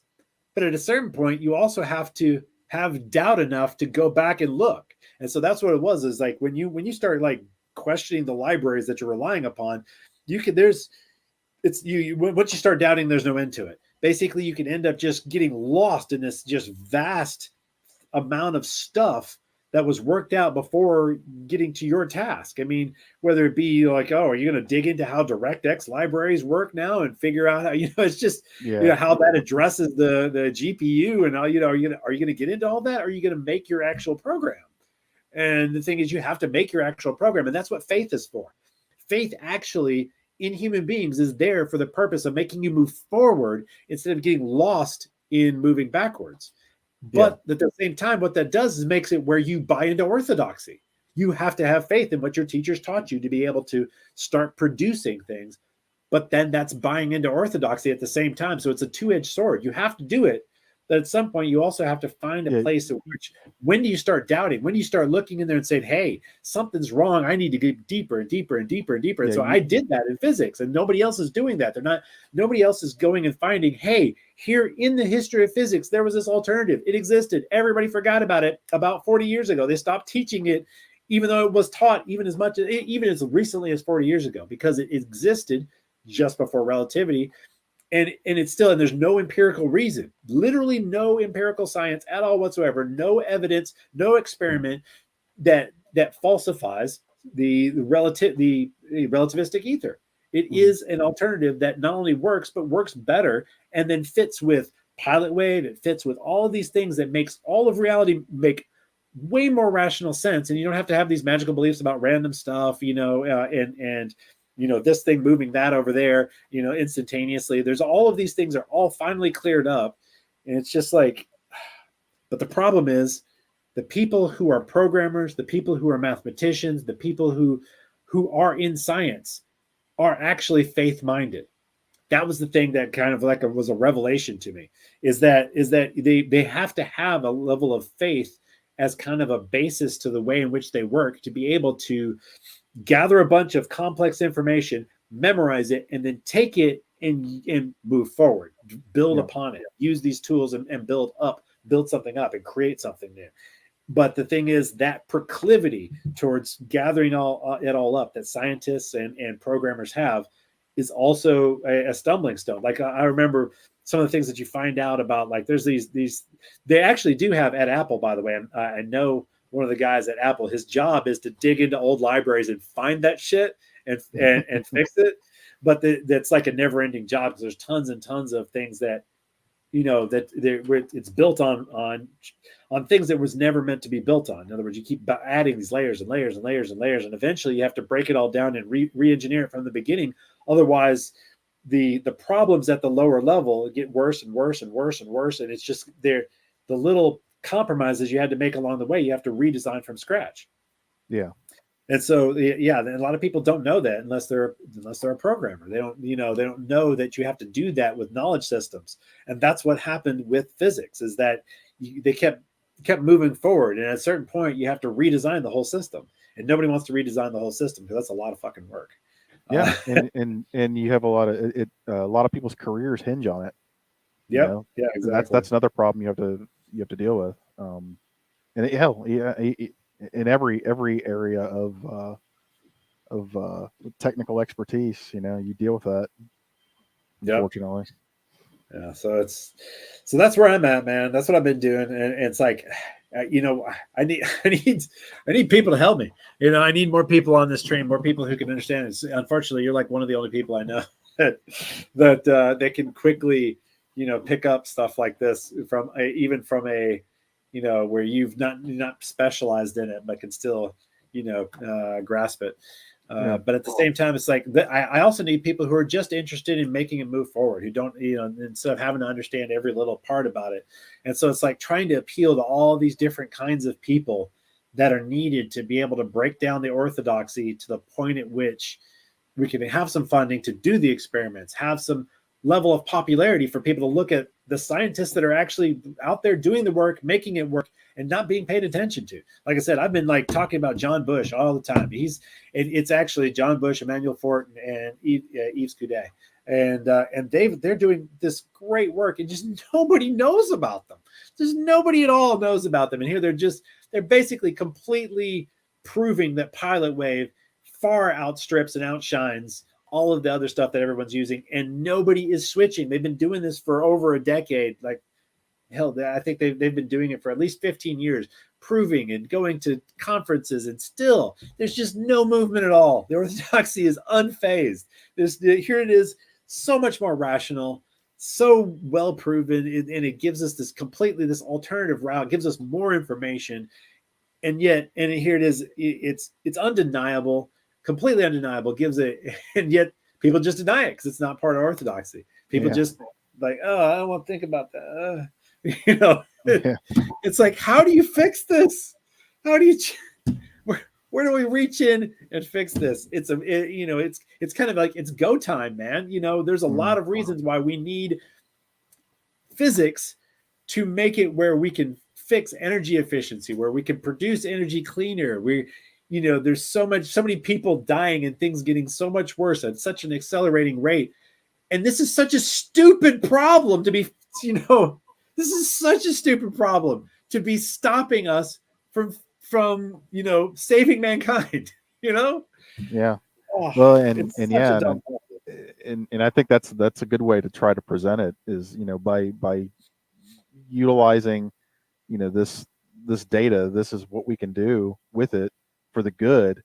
Um, but I think also you're going up against so much, so many adversaries, because I mean, at the end of the day, you're going up against, in terms of the I'm going energy against aspects of it, you're going up I'm going against, against concepts too. In other words, just yeah. concepts and basic human behaviors Well, I was going to are say what's standing in the you're way. going up against like big oil, people who don't care that alternate forms of energy could exist because they don't care. They The thing they is, hey, even you know they can at least. Here's the thing: they could just harness this and then use it, and at least then they not be could, killing us as they enslave us. yeah, Just they could they still could they enslave could us using this technology. yeah, I've always thought the same thing too. I mean, they could gradually shift what they put their Right. money into and still be controlling everything. Yeah. They So don't have it's to like, and be. the amount of money they spend on harvesting oil and the amount of competition there, and all I think they it's spent like, like look, $14 billion to put a new rig up in Greenland or something like that. I'm like, 14 billion, like that that could go towards something new. I mean, it was probably more than that. I don't know the exact. I can't remember the exact number, but yeah, oh, it's it's crazy. just It's yeah, crazy. it's yeah. The numbers are unfathomable. I mean, it's just it's silly. It's just silly.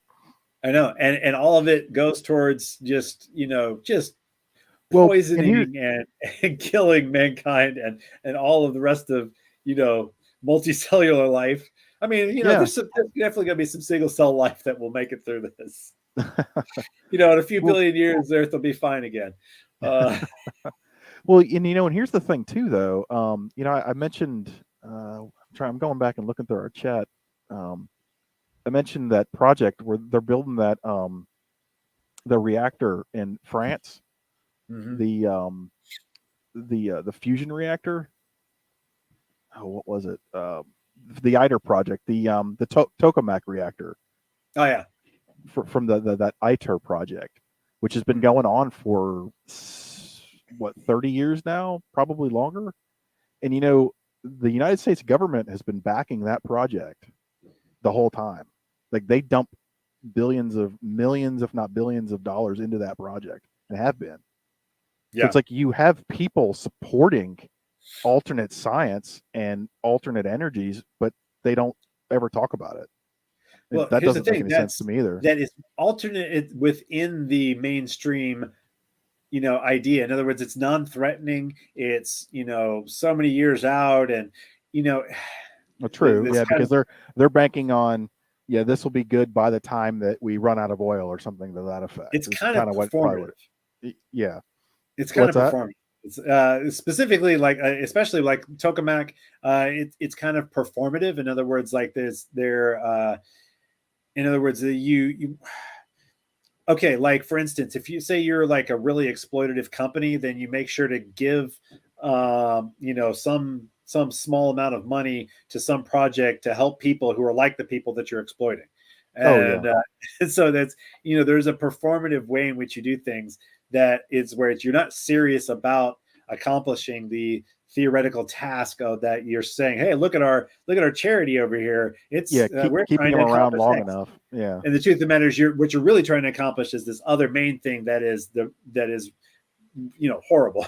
And so yeah, that yeah, there's kind of a performative aspect to some of these options, like yeah. with but there have been some recent developments in fusion that are actually somewhat promising, just fairly recently actually. Mhm. And it's not tokamak, but yeah, the thing is, all that would change with a different theory. In other words, part of the problems are the way in which they're looking at the problem without by believing that there's nothing in the vacuum. In other words, when you believe that you cannot engineer space-time, when you cannot Yeah. do, it's Well, like you can't do anything to the vacuum. That's part yeah. of the problem. Is not knowing that there's something there that you can influence in some way. That you could Uh, harness. Yeah. yeah, Yeah, and that's kind of been the problem with a lot of these documentaries and things that I've watched on fusion on these fusion projects is that they're all hell bent on, oh, well, we have to produce the energy of the sun. I'm like, Yeah. I don't know if you have to. Probably not. I mean, I don't think you would have to, but Well, it's I don't the know. difference is like hot fusion versus cold Cold fusion. fusion. Yeah. And yeah, there's all these arguments about how cold fusion theoretically shouldn't be possible. According to what theory?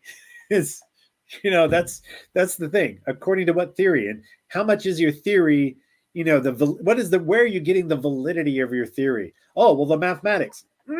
No, the mathematics do not prove that your theory is correct. You can have the exact same mathematics represent a variety of different worldviews. Here's the thing: the same math that represents special relativity. So like are you familiar with what relative simultaneity is? I don't know. Let's Okay, explain it real quick. relative simultaneity is this concept that if you are in motion with respect to another observer, say there's two spaceships that are approaching each other, and then in one of those spaceships timeline, there two supernovas go off at exactly the same time, and then you receive the signal from them, and you're like, oh yeah, those supernovas exploded at the same time. According to the other guy, they did not explode at the same time. And here's the thing: we're not talking about a delay in the arrival of the light that would be caused by your motion with respect to those objects. Instead, it is literally occurring at a different time in your reality when you are in motion with respect to the other guy's reality. In other words, you guys are in two different realities where events are arranged in a different fashion. This is an aspect of not just special relativity, specifically Minkowski space-time, because it sounds like bullshit to me. Yeah, you think? And it's only possible for it to happen because when you add an additional dimension, you can have alternative three-dimensional realities, and they don't actually have to perfectly line up because you have another dimension. And that's why with physics, you'll find that they keep adding dimensions, is because anytime you have a discrepancy, add another dimension. That's we're up to multiple universes are a thing because see, as a programmer, hey, it's just a fucking array. I get additional copies of this 2D array if I add another subscript. It's like you just add another subscript in an array, and and it opens up infinite additional copies of whatever dimensionality you had before. And so and they don't get that that's what they're doing, is they're just allowing the world to break. It's like, okay, my version of reality doesn't work. Just add another dimension. Now it doesn't have to work. Yeah, and now I think they're at the point where they're working from the standpoint that their answers are correct, and now they're going backward. They're doing it backwards now. Our answers are already correct. We just have to know how to solve them. And that's what they're doing. Well, here's the thing. That's Minkowski spacetime. Once again, there's no empirical proof for Minkowski spacetime, and it is now according to there's this thing called test theories. Like I was talking about Mansouri-Sexel test theory. There's these things called test theories, where there's one particular one called MS test theory, for short, where they specifically say, oh, here is a version of relativity where simultaneity is absolute. So that's the difference. Relative simultaneity is there's these other possible arrangements of reality, and then there's absolute simultaneity. It's like, no, there's one reality, and your different ideas of what's happening in it, and different ideas of perspectives of what's happening because of light's arrival times and shit like that. But there's actually only one real version of reality. There's only one real 3D reality occurring. Yeah. And there's just different, people experiencing time differently. And then all that occurs in MS test theory. In other words, it is a fully relativistic theory that doesn't have relative simultaneity because they're separable. And the thing is, everybody today thinks it's all one thing. They don't know that you can have relativity without relative simultaneity. It's because they don't know about the previous. And so they think it's all one thing. And that and so therefore they think all the proof for relativity is also proof for relative simultaneity. It is not. And so, and then you take that, and it's like the only way you can prove, you could select between absolute and relative simultaneity as a one-way speed of light test. Well, now according to these people in the 70s, and there was only just like one group, they're like, yeah, it's impossible to prove to ever do a test that would that's called a one-way speed of light test. So what they did is they painted themselves into a corner where now Minkowski spacetime is non-falsifiable. Not only was there not empirical proof for it, but now it's also non-falsifiable. Well, haven't we also proven that you can change the speed of light? Well, that's in a medium. In a medium, yeah. Yeah, but then what we're talking about is in a vacuum. But space isn't a vacuum, though. So at least not. Yeah, it's perfectly. Not. But that's true. But there's some issues here. Here's the thing: what you're talking about, the constancy of light. I've got 5 different quotes from Einstein from both before and after general relativity, where he says constancy must be abandoned, and you cannot, and constancy and general relativity are incompatible. So Einstein himself told people over and over, and because they didn't understand him, because they didn't understand there's two interpretations of relativity, because they didn't understand him, nobody pays any attention to the fact that there's all these quotes from Einstein that say abandon constancy, it's not compatible with relativity. Oh, and yeah, I didn't even realize that. Actually. Everywhere. It's like constancy and relativity, exactly one thing.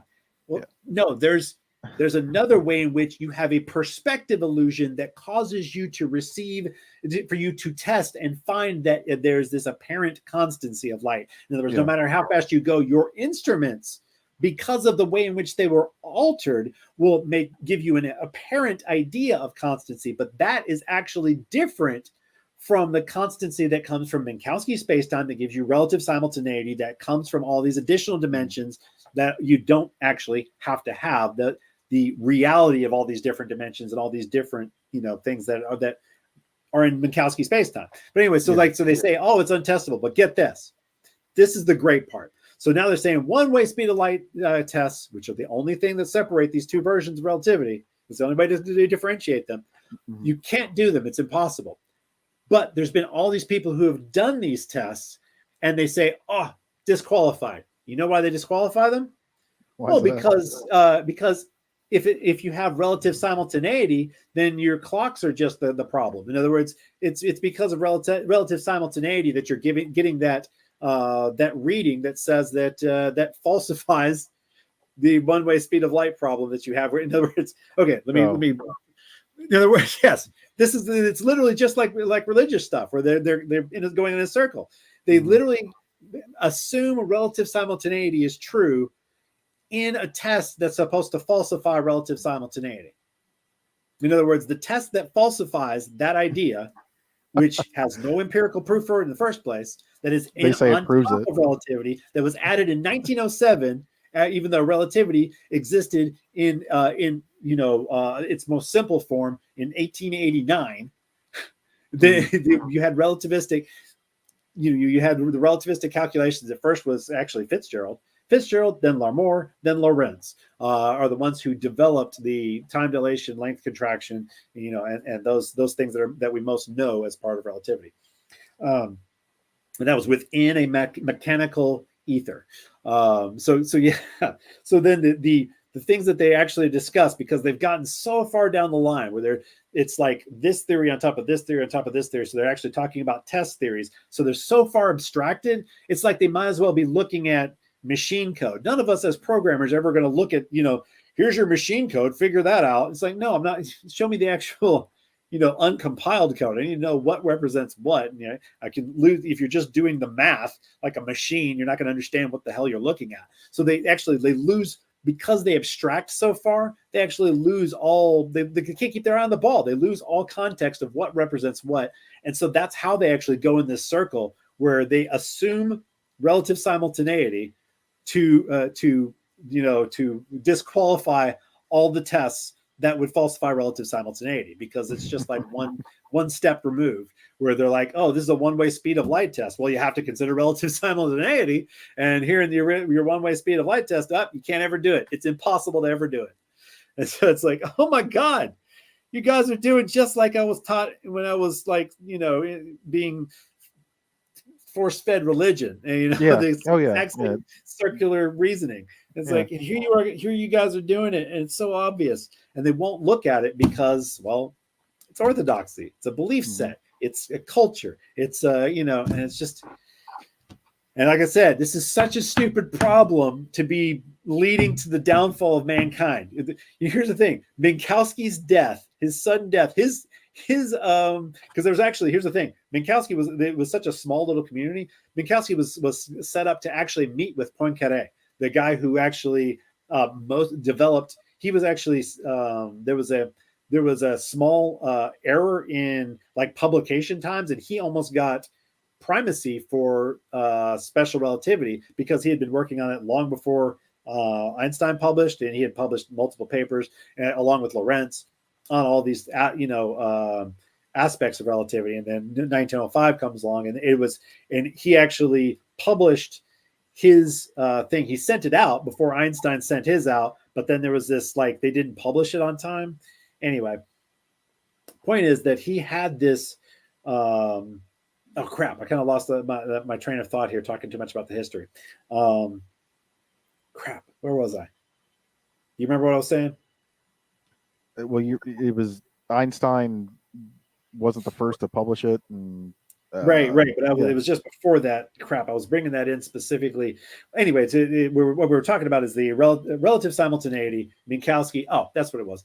Is so Minkowski was going to meet with Poincaré, and because of Hilbert and Minkowski were like practically, he was I forget what he said, but he's like a really close friend of his, and like really like a brother, and they were going to meet, but then the death of of Minkowski, which was just a ruptured appendix or something. I think it was appendix. That sudden death is going to lead to the death of mankind, because it's literally, that was the event that made it where everyone decided you have to believe in space time. And even though Einstein had already ridiculed it as now the mathematicians have gotten the whole of this, the theory of relativity. I don't understand it myself anymore. That was a ridicule specifically of Minkowski. But then Minkowski suddenly dies, and everybody jumps to Einstein's case. You got to use space time. You got to use it. And then that's what is holding back mankind today. Minkowski's death could literally lead to the death of all mankind because we refuse to actually move physics forward, solve these problems, and just get energy efficiency on track, because this revolution could literally just change everything so radically. You're talking about anti-gravity and like all those sorts of things. It's basically space-time engineering. In other words, they call it, that's one of the acceptable terms, because you can't use the word ether ever. That's actually changed just recently, because I've been hammering away at this for 20 years. That's changed just recently. There's one physicist who actually referred to it as ether. I've got his book over there. But so people are actually, saying the taboo words. It used to be, if you said the word ether, man, you were disowned. You were kicked out of physics. That's it. You can't even say it. It's just, how dare you? It's dark matter. We got dark matter and magical fairy, dark this and dark that we just believe in without any proof. But how dare you say ether?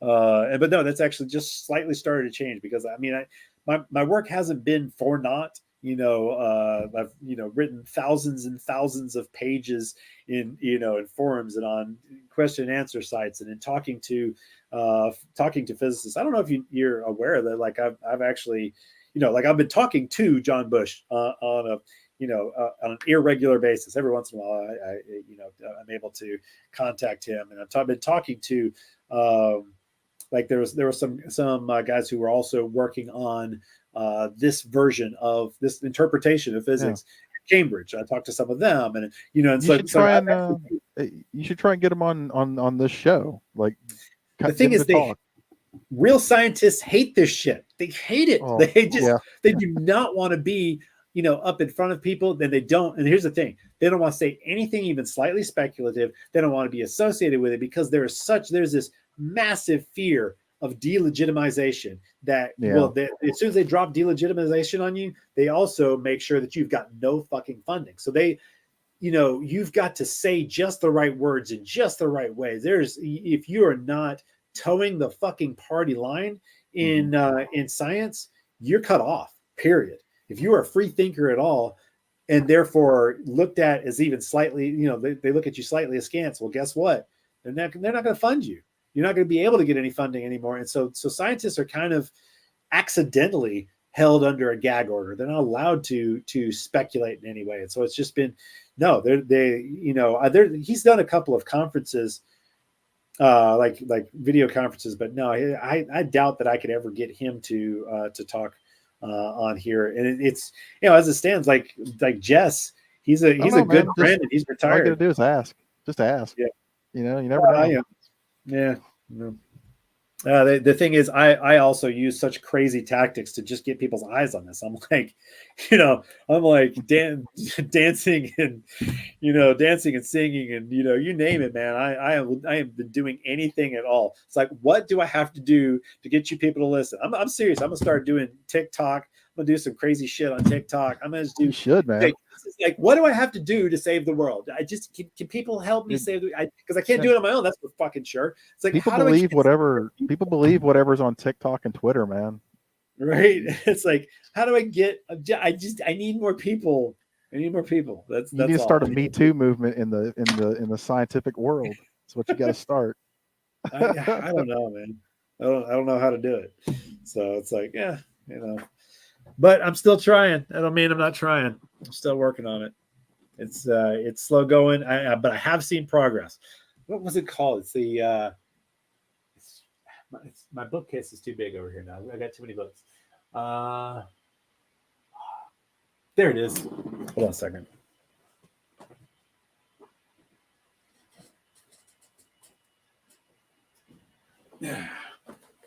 He's a well-known physicist, Frank Wilczek. And let's see if I can just show it there. The lightness of being. Yeah, almost. There we go. Oh, maybe if I put there we go. Mass, ether, and the unification of forces. So you see, he actually mentions ether right on the cover of his book. So that's the first time that anybody in the mainstream has dared to say the word ether like in a public way. He's still he gives lots of caveats. Oh, it's not the older ether. You can tell it. He's like, I'm really, really crossing the line here, calling it the ether. Yeah.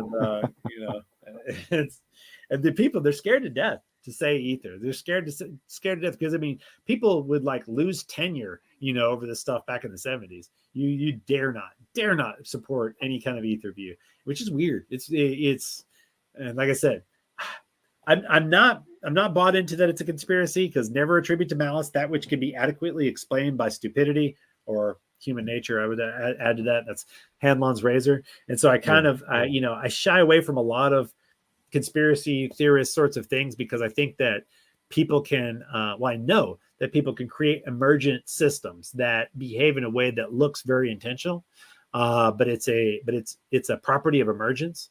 And so it's like for instance, no, I think I was talking to somebody else the other day, but just basically if you have a bunch of monkeys trained to, say you've got the slot in the wall, they grab this handle and they push up on it, and what it does is knocks a bowl of fruit over towards them. Well, then they'll, if you then make it where you've trained those monkeys to do that, they see that or you've allowed them to discover it, because a lot of times they are curious enough that they discover it on their own. Then you make it where they can't lift it unless there's another one on the other side of a wall that's lifted at the same time. And then you take the monkeys and put them in both things. If you have a bell going off at a regular interval, eventually they will synchronize to both work together without knowing that the other one even exists to knock the fruit over. So it's for both, so long as they both get the reward. Then so systems like that happen in economies. That's part of the the idea of the invisible hand of the market, is these automatic synchronizations. Well, much more complex things than that arise on their own, where these behaviors that look intentional, like you go out there, if you just saw these monkeys working together, it's like, wow, they how do they tell each other to work at the same time whenever a bell goes off to lift it? So it's just because by random chance, they'll eventually, when the bell goes off, do it. And then the reward will reinforce the behavior without them even knowing why they're doing it at the time of the bell. It's just like a mouse pressing a button to release food. It actually doesn't get the concept that those are connected. It's just like, Me anxious, me feel better when push button. Food, I feel good. You know, Yeah. they don't understand the connection between the two. It's that pushing buttons is what I do when I feel bad. You know, that's all that they're really experiencing. They don't get a spider doesn't know it's weaving a web. It doesn't, a bird doesn't know what the nest is for, why it likes to put mud in its mouth and puke it on another on a round spot. Has no Yeah. idea. And They've so done it because they figured it out, or it's been there's just they've pressures. seen them. Yeah. No, it's completely genetic. In other words, like Yeah. behaviors are genetic. There's they've done these tests where you can breed. There's two kinds of lovebirds. Ones that carry things underneath their wing, and ones that just carry it in their mouth. You breed the two kinds, and they get stuck like going halfway in between. In other words, they can't figure out which to do. Or there's two types of I think they're voles.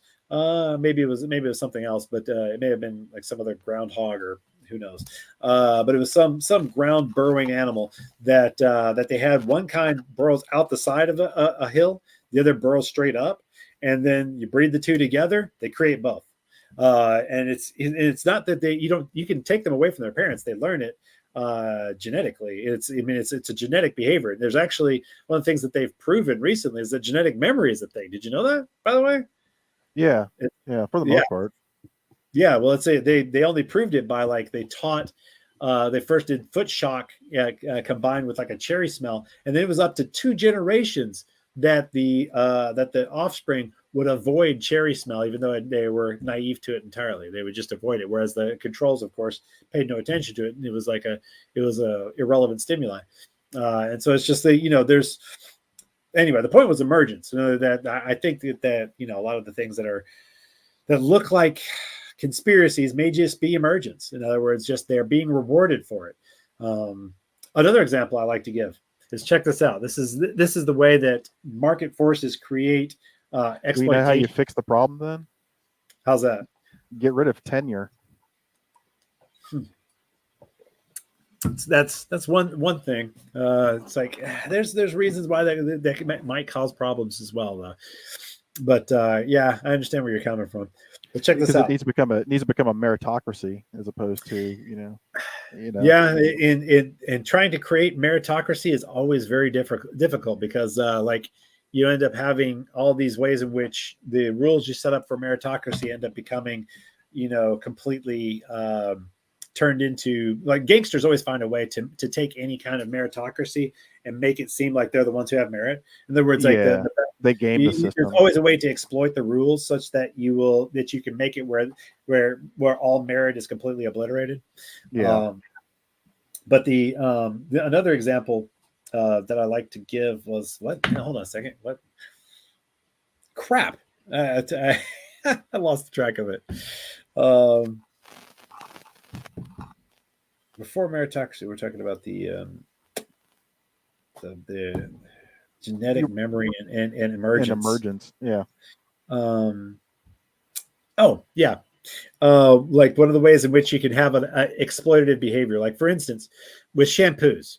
Let's say that you're starting to lose your hair, and so you're like, I need to get a shampoo that will help me not lose my hair. I mean, you think you're losing your hair, you're not actually sure. It seems a little thin, right?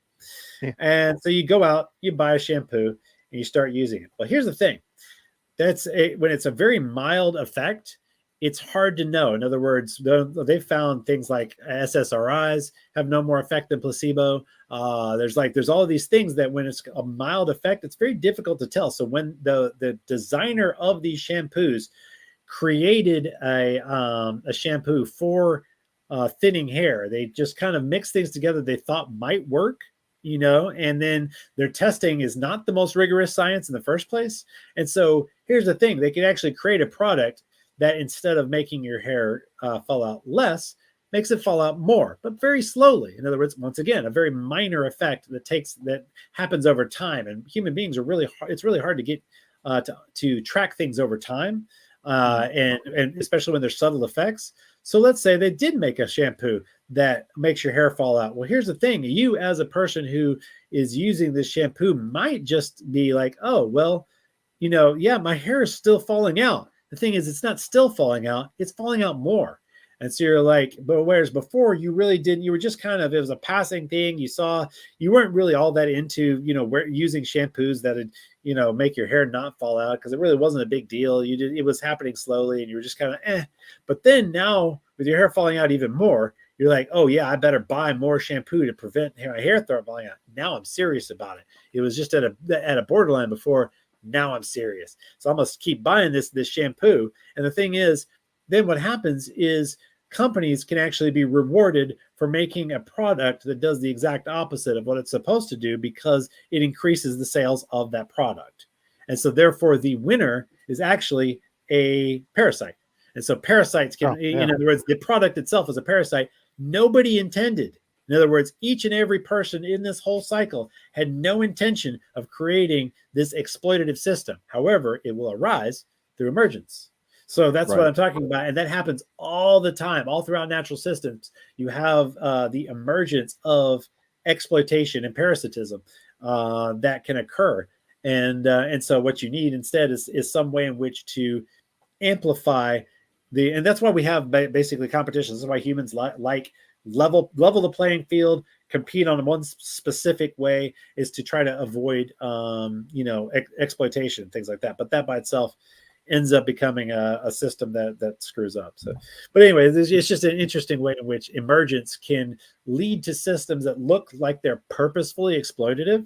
In other words, they are making something that makes your hair fall out, and then you're buying more of it because your hair's falling out more. And who would ever think that they'd make a product that make your hair fall out worse, right? Well, the thing of the matter is that's happening all the time in pharmaceuticals. Pharmaceuticals are making people worse, and then they have to take more. It's very directly. I can tell you the exact mechanism with a certain class of antipsychotics, where what they do is when you block a receptor, your body upregulates that receptor. Well, the thing is, the problem in the first place is that you had too many of that receptor. So then you block it, your symptoms go away because it can't be activated as easily. But then your body produces more of that receptor through this particular mechanism that you've used. And so therefore the problem that was there in the first place is actually made worse by, like these certain classes of pharmaceuticals. And the pharmaceutical company doesn't know that they're making people worse per se. They're simply acting on incentives. And so therefore they become much more exploitative. And so people think that these pharmaceutical companies must be evil. They must be populated by evil, mustache twirling bastards. Well, no, it's just because they're incentivized, and they're incentivized to create these things that alleviate your symptoms immediately. But the thing is, a lot of times alleviating your symptoms immediately is not what's good for you in the long term. It's not solving the problem. But it makes the problem in the long term much, much worse. And so there's like all these problems that happen within unregulated systems. That's why nature has all these complex feedback loops that are self-regulating systems. But when you create simple systems, then they're very easily exploitative, and so you end up with these explosions of exploits. Basically, exploits just explode when there's no feedback loops and not enough complexity to the system. But anyway, that's my whole thing about why I don't believe in conspiracy theories, because I think there's a lot of these exploits happening within systems that are just emergent. But hey, man, we were supposed to only be like talking for a short period of time. I don't want to like hold you up forever, but it's always a lot of fun talking with you, because I know you can follow along with a lot of the stuff and have fun with it. Yeah, man. Yeah, it's been fun. Cool. Well, if at some point I can convince you to be more interested in the specifics of this project, and I can use somebody else who can put some thought into it on occasion as well. And anybody, if you run into anybody else who might be interested. Yeah, man. Yeah, it's cool. Well then, I don't normally, I've got comments that come through, and it doesn't seem like I've gotten any comments, but that's kind of weird for the broadcast. We've had a few viewers, but yeah, it looks like we've been going for a couple hours now. Is there anything else that you wanted to talk about? And let's make sure to plug your thing again, because I know I'm on Twitch on it's one of the channels that I think I'm broadcasting to. At least it should be. That people let people know about Classic Gaming Arena, your thing. Let's talk about it again one more time. Yeah, Well, actually, I could just say, yeah, it's Classic Gaming Arena. Check it out. It's his project. It basically allows you to play those great older games, but finally, connecting with people out there. Here's the thing. Do you have some interface for finding games? In other words, like, is that part of the system as well? Because that's something I didn't even consider. That's like, finding people to play, old Quake with, or or Doom.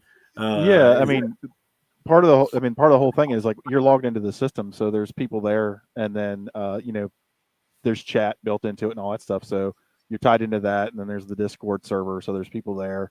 So yeah, so there's a couple aspects to it to find people to play with. So yeah. That's awesome. Yeah. Yep. So yeah, play all your favorite older games. Get a little bit of that nostalgia done, and check out Classic Gaming Arena. Yeah. And if you get a chance, check out the DOSBox Deathmatch Club. Oh, what is that? They're on Discord as well. They're actually. So how do they find your Discord?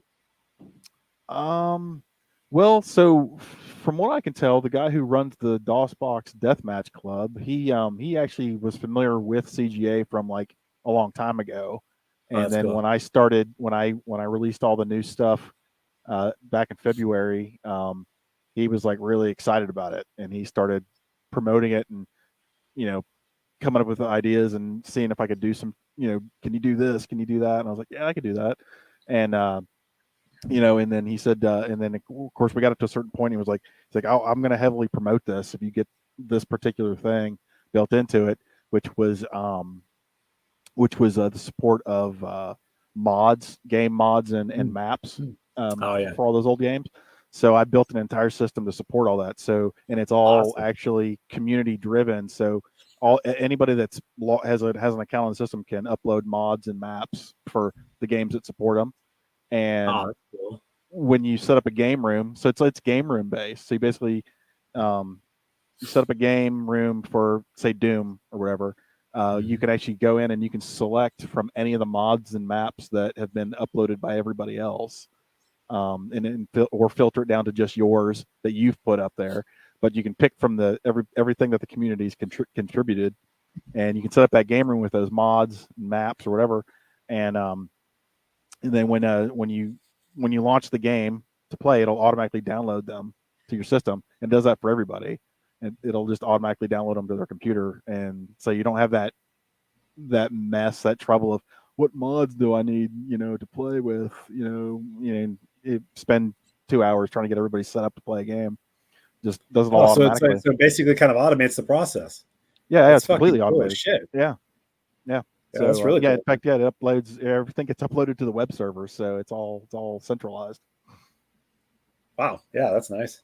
I don't know if I've ever told you this. My first programming experience was with a Quake mod.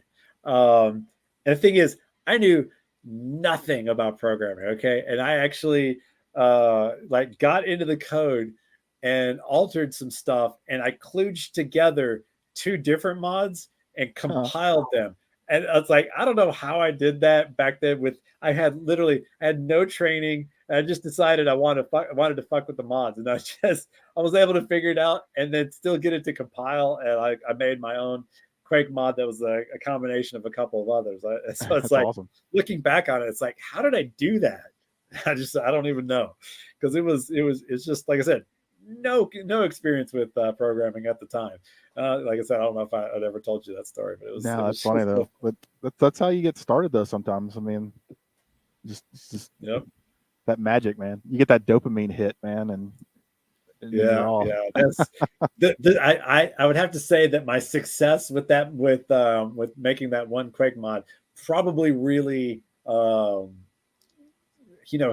that I think about it, probably was a big dopamine hit, a really big I can do this, Yeah, that's what does it, man. I got started I started wanting to program because I wanted to learn how to write games, and started just getting books on.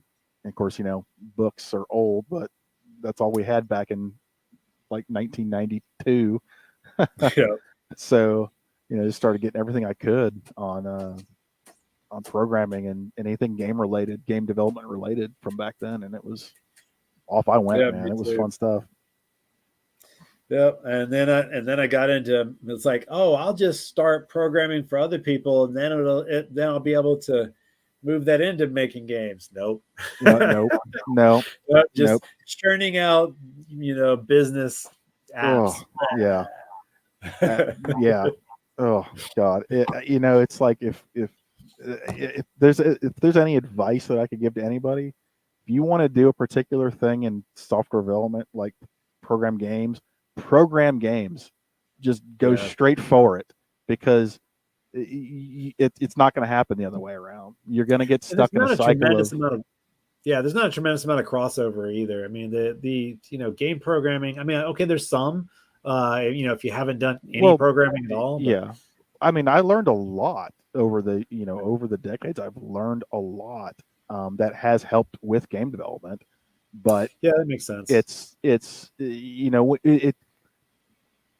when it's stuff like all the things like database stuff, networking, all Yeah, these exactly. pieces that Networks you and databases. That's basically what I was immediately thought. It's yeah, like, yeah, those are those yeah, things okay. that you won't learn necessarily if you're trying to develop a game, because they don't focus on that kind of stuff. They don't Yeah, and focus on the it's hard actually technical kind of details. missing with some the mainstream games, isn't it? Like as you were, I think you were telling me about that the other day. That some of the networking and database operations are something that they kind of leave for last, and it ends up being some kludgy mess that messes with them. Oh yeah. Well, I mean, look at how most games end up. They don't know. You'll have a game it's a great single player game, and then they're like, hey, we should throw multiplayer in just because everybody does multiplayer, right? And then Right, what right. you end up with is people who don't know how to actually do multiplayer game development try to implement multiplayer in a game, and it sucks because of it. Yeah. And so yeah. So yeah, definitely try to learn as much as possible in the whole scope of programming. But if you want to do games, go that direction, and not necessarily Yeah, the because broader otherwise you'll direction. wear yourself out. I think Yeah. like having going through the whole corporate thing and stuff. It really hey, I haven't coded in a long time. I switched over to neuroscience almost entirely, and physics. But it just really put a bad taste in my mouth, so bad. Doing the corporate thing for and basically like I was talking to you about the other day. It's just like having your passion turned into garbage, I guess. A lot of times with when you're working for some corporation that and making business applications, there's a way you don't want to screw up your passion that much, and I think that's the Yeah. advice that you're giving is makes sense that if you can go a little more directly into it, and if you can't, then maybe find something else. But it does seem like it's one of those things where you just kind of have to sacrifice for it. Anything that's worth having, you're gonna have to sacrifice for it. And trying to like do the business thing may just wear you out. It wore me out. It Yeah. made it where I kind of have a distaste for specifically I mean, I really loved programming for a while, but then after lots of pouring my passion into it and then seeing it be thrown away or ignored or some of the things that happen because of corporate politics and stuff. Oh yeah. Yeah, Yeah. It's awful, and I've been through all of it too, and it's yeah. I don't enjoy it. I mean, hell, I mean, right now, I mean, I'm not even. I'm doing mostly just full stack web development right now. Just because, yeah, just got tired of all the other bullshit. yeah. Just like I don't have time Yep. for this. Dealing with Yeah, it's a high banks burnout and field, man. There's yeah, a lot of people like living in tents in in Silicon Valley, yeah, trying to get in and just burning themselves out, just burning their brain to the ground. It's like I can't see how they don't look at a line of code and just I don't know. See Well, the so much of it is bullshit now too. I mean, yeah, we've hit the realm of where really nobody's really producing anything that's valuable. You look at Silicon Valley; it's a joke. I mean, they're just a parody of themselves now to a degree, and the entire industry is just it's insane, and I yeah, don't it became understand. over-parasitized. The thing we were talking about earlier, where the socializers, who are the people who specialize their brain towards politics, basically, Yeah, they're winning at they're winning within our group of Special Olympics. All of the people who are a little more autismo, uh, who weren't good at the socializing. Well, they outcompete us every time yeah, yeah. in the buddy system, and so they end up taking the good jobs and leaving the all of the hard work to the people who eventually just get burnt out. Yeah. Yep. Yep. It's awful, man. Well, in it's in things that have happened are like, entire generations of new programmers have been convinced that anything from the past is basically garbage, you know. So we have to reinvent the wheel like every 5 seconds and you come up with stuff that's not good and not and just not good at all, Yeah. and it's just then it becomes it's become this constant churn cycle of, oh, here, like, for an example, here's like MongoDB, like a database engine. Like, well, the MongoDB database engine doesn't solve any real big problems, and it's a piece of crap. And in the existing database engines can solve the exact problem that it claims to solve better, and those are built on what, 30-40 years of foundational engineering. Yep. It's just, And then what you end up having is like just bloatware that does nothing, where it's just like, yeah, 10 times the load and it does nothing additional. If anything, it works worse. yep, I know. and now that's the new thing. It's so awful. much of so much of the computing limits, in other words, like we're hitting the limits of the physical computing now. I mean, there's going to be a revolution in computing soon anyway, and hardware too. But right now we're kind of hitting limits, and it's like there's a direction you guys could take, and that is going back and fixing all the bloatware. Rewriting a bunch of all that everybody rushed headlong, and before anything was finished properly, and left so much, there's so many layers and layers and layers and layers of development Yeah, that so much software is crap now. yeah, It's so they bad. should go backwards and make it more efficient. Yeah. Well, And see, but be in able order to, to teach efficiency, I mean, for people to do things efficient, they have to be taught how to do it efficiently. They have to yeah, they're not. understand They're being actual. being taught much higher level stuff. Yeah. Yeah, yeah, because now it's, oh, that doesn't matter. But see, then you have the other side of that, and this is kind of the emergence thing that you're talking about too. Well, what's happened now is, oh, well, now everybody needs to buy more hardware and more RAM and more, faster computing devices, because the software is so bad that it creates this illusion that the hardware is not as good, and that's not true.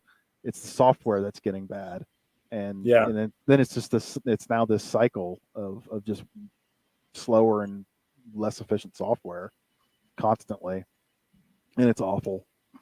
it is. It's teetering. It's just funny to watch how much they just keep trying to rush forward and never look back, never Yeah, yeah. redesign. And that's probably society's biggest problem, is just never wanting to do the redesign phase. Hmm. And that's what I'm facing here in the physics community, thing, where they orthodoxy, it's that holdback against any kind of going back to first principles and redesigning from scratch, and trying to come to the same point through a different route, and a different, with lessons learned. I mean, it seems so simple, seems so like, oh yeah, we're definitely doing that. No, you're not. Everybody, like, you go back to Thomas Kuhn's, structure of scientific revolutions. If anything, the one of the things that those people who think that that they've got it handled, oh yeah, are the ones that are the most vulnerable, the ones that they're like, yeah, we're definitely looking at the evidence, and we've got that part handled. We don't have to think about whether or not we're really closely looking at the evidence and really, going from first principles. We know we are. No, the fact that that you are is what's holding you back from actually looking. It's Yeah, because you believe exactly. so strongly that you are that you're not. That's the Yeah, reason. yeah, exactly. Oh man, well, it was good talking to you, man. I need to, get to some other stuff here. I'm sure I've kept you long enough. Like, like I said, we were supposed to only be going for an hour. It's been over 2 hours now. But thanks for coming on and doing this talk with me. I know Yeah, man. normally we have long talks, just shooting the shit. But doing it in front of the people and recorded it, it's a little more of a thing that's uh,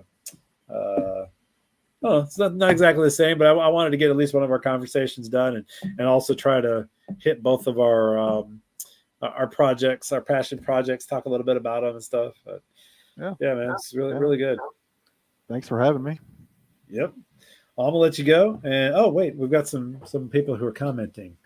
Why do computers only use zeros and ones? Because we haven't had the analog revolution yet. That's one of the things that I've been talking about for a long time. There's actually a video from what's it called? He's a very popular science YouTuber. He's talking about analog computers making a comeback. It's something I've been predicting. If somebody does some digital archaeology, I've been predicting on Chorus. It's like back in 2012. Digital analog hybridization is what's going to completely revolutionize computers, and we won't be using just ones and zeros anymore. But that's going to require us being able to go to the ground with and then come back up with lessons learned. We're going to have to be able to have a revolution. Requires that you rewrite everything from scratch, and nobody wants to do that. Well, I mean, even if it does happen, the thing is that at the end of the day, you'll still end up using the same programming languages. It's all abstracted anyway.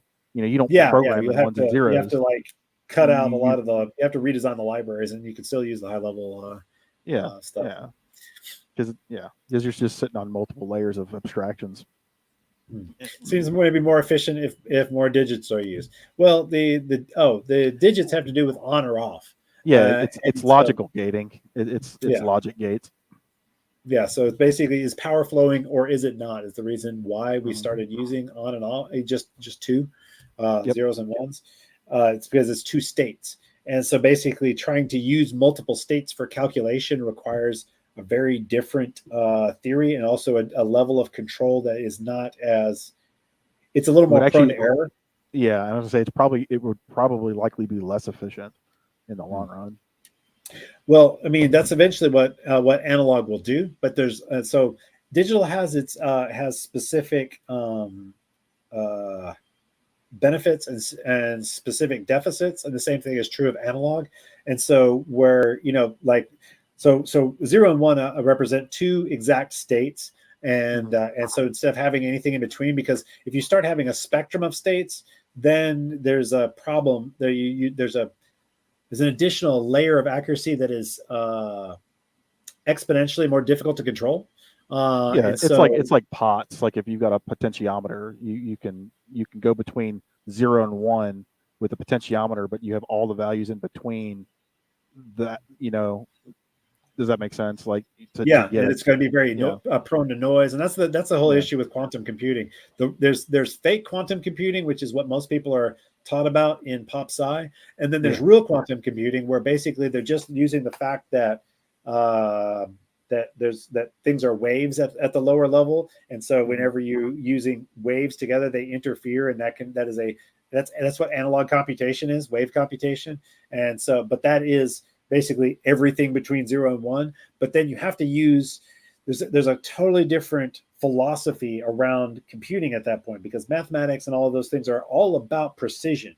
But then once you Mhm. start using things that are analog, then what you're talking about is estimations. And so you have to be able to use the ability for estimation alongside precision. So it's like what you gain in estimation, you lose in precision, and what you gain in precision, you lose in estimation. And Yeah. so these are two radically different ways of doing things. The digital versus analog. And so that's why I keep talking about, you have to hybridize them, because that's Oh basically yeah, how the that's brain actually what I was works. about to say. Yeah. You got to use both. Yep. And so they've been attempting to do that somewhat. Like they're basically kind of um, what's it called? Simulating some of the analog aspects of computing with NVIDIA's chipsets and things like that. That's what they're using digital, and then on top of that, they've been trying to use You talking about like ray tracing? some simulation of analog. It's there's a variety of ways in which the hardware itself works. That is, they're kind of simulating analog. It's been too long since I've looked it up to remember exactly how it works. But that there was, so in other words, instead of natively using analog at the hardware level, they're kind of simulating it. That's why the graphics chipsets, work better for graphics. And but so they're using precision to create something that is supposed to gain something over that precision, and it's just understanding this trade-off between precision, things, and things that are all about basically quickly getting to something. And that's I like to use the word estimation, because it is something that is a very simultaneous. It's what they call it, massively parallel. And so massively parallel computing that they're trying to accomplish with with quantum computing is it's just analog computing, but at a quantum level. So all the magic stuff of compute, where it's solving it in every dimension simultaneously in all the other worlds and collapsing the way. No, all that is just bullshit. It's not real. That's not what's happening. That's what people at the top level said. Hey, engineers, make this work. And then engineers are like, what? Okay, we can make it work kind of like analog. And so that's what happens. That's what the people who are doing quantum computing, you look into the D wave and stuff like that, and it's simulated annealing. It's like, well, what's simulated annealing? It's like, oh, that's gradient descent, and oh, okay, well, what is that? And you end up finding out it's basically they're doing analog. That's what they're doing, is analog computing.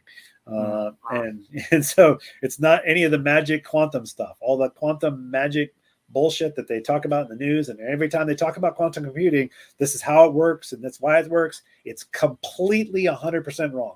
It's analog computing. That's how it works, and that's why it works. And all of the other topical story of the quantum magic bullshit, that's what's standing in the way of it getting better. Yeah. Oh yeah, for sure. Yeah, but that's the idea of using more digits. That's basically what analog is, except it's you have to look at it as what's physically representing digits. And with 0 and 1, it's on or off, very, very cut and dried. Whereas when you're talking about everything that exists between 0 and 1, literally everything, and then at what resolution, at what where in there, and then trying to control something that's that precise, because the precision is infinite down to the molecular or atomic level, right? Of what, when you're talking about something that's a continuum. So representing a continuum is a whole other thing. And that's where, estimation and basically being okay with a level of error is what it comes down to. Being able to use the error is part of what's kind of underlying the quantum computing. It comes down to the context too. What are you going to be using the technology for? I think that's where people get lost on. Mm-hmm. Yeah, a lot of the solutions that you come to by using quantum computing, the thing is they're not figuring out how to use the representational part of it. So there was something that came out called Google announced quantum supremacy, and that is that they were able to prove that a quantum computer set up in a certain way could outperform a conventional computer. It had supremacy over it in the same task, and that came out back in like 2015 or something, I guess. I forget how far. Yeah, but they've yet to actually produce a computer. They did. They created a specific chip, and what it used was Josephson junctions to basically interfere with, as the waves were being added with each other. You have to find a point at which the waves actually, come down to numbers, because basically we need to be able to use precision. And so there was these points at which it was made into precision, and then being able to take that and do some calculation that works for our numbering instead of it being a more amorphous continuum.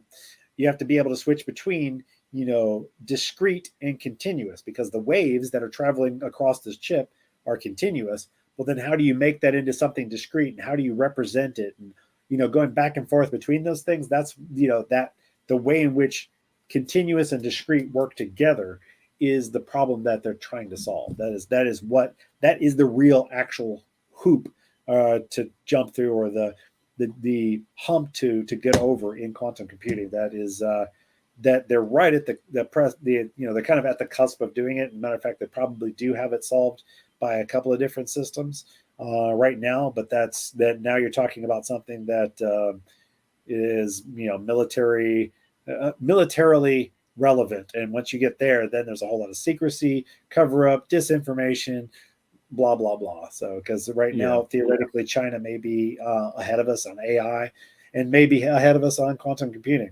and so that's something a lot of people are very scared about, and they're not exactly sure how to solve this problem, because once you reach a certain threshold in computing, it'll go, like, it'll hit this hump and suddenly like take off massively.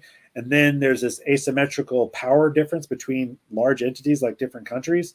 And anytime you have a big difference in power, then you have, war is the next step. And so trying to stop that from happening between all these major powers, where we don't actually end up in a world-ending war, is kind of part of why, like, I personally have been talking to various people who are like fathers of quantum computing, and fathers of computing, and neural networks and stuff like that, about like, we need everybody to be working, all of us need to advance at the same time. Everybody needs we need kind of that open source sort of thing, so that nobody gets way ahead of somebody else, all at once. And it needs to be a little more open. Otherwise, we'll end up with somebody having way more power than everybody else, and that's bad, because then it's war, and then it's world war. Of course, good luck with that. I mean, there's no telling how much stuff is actually secret. Yeah.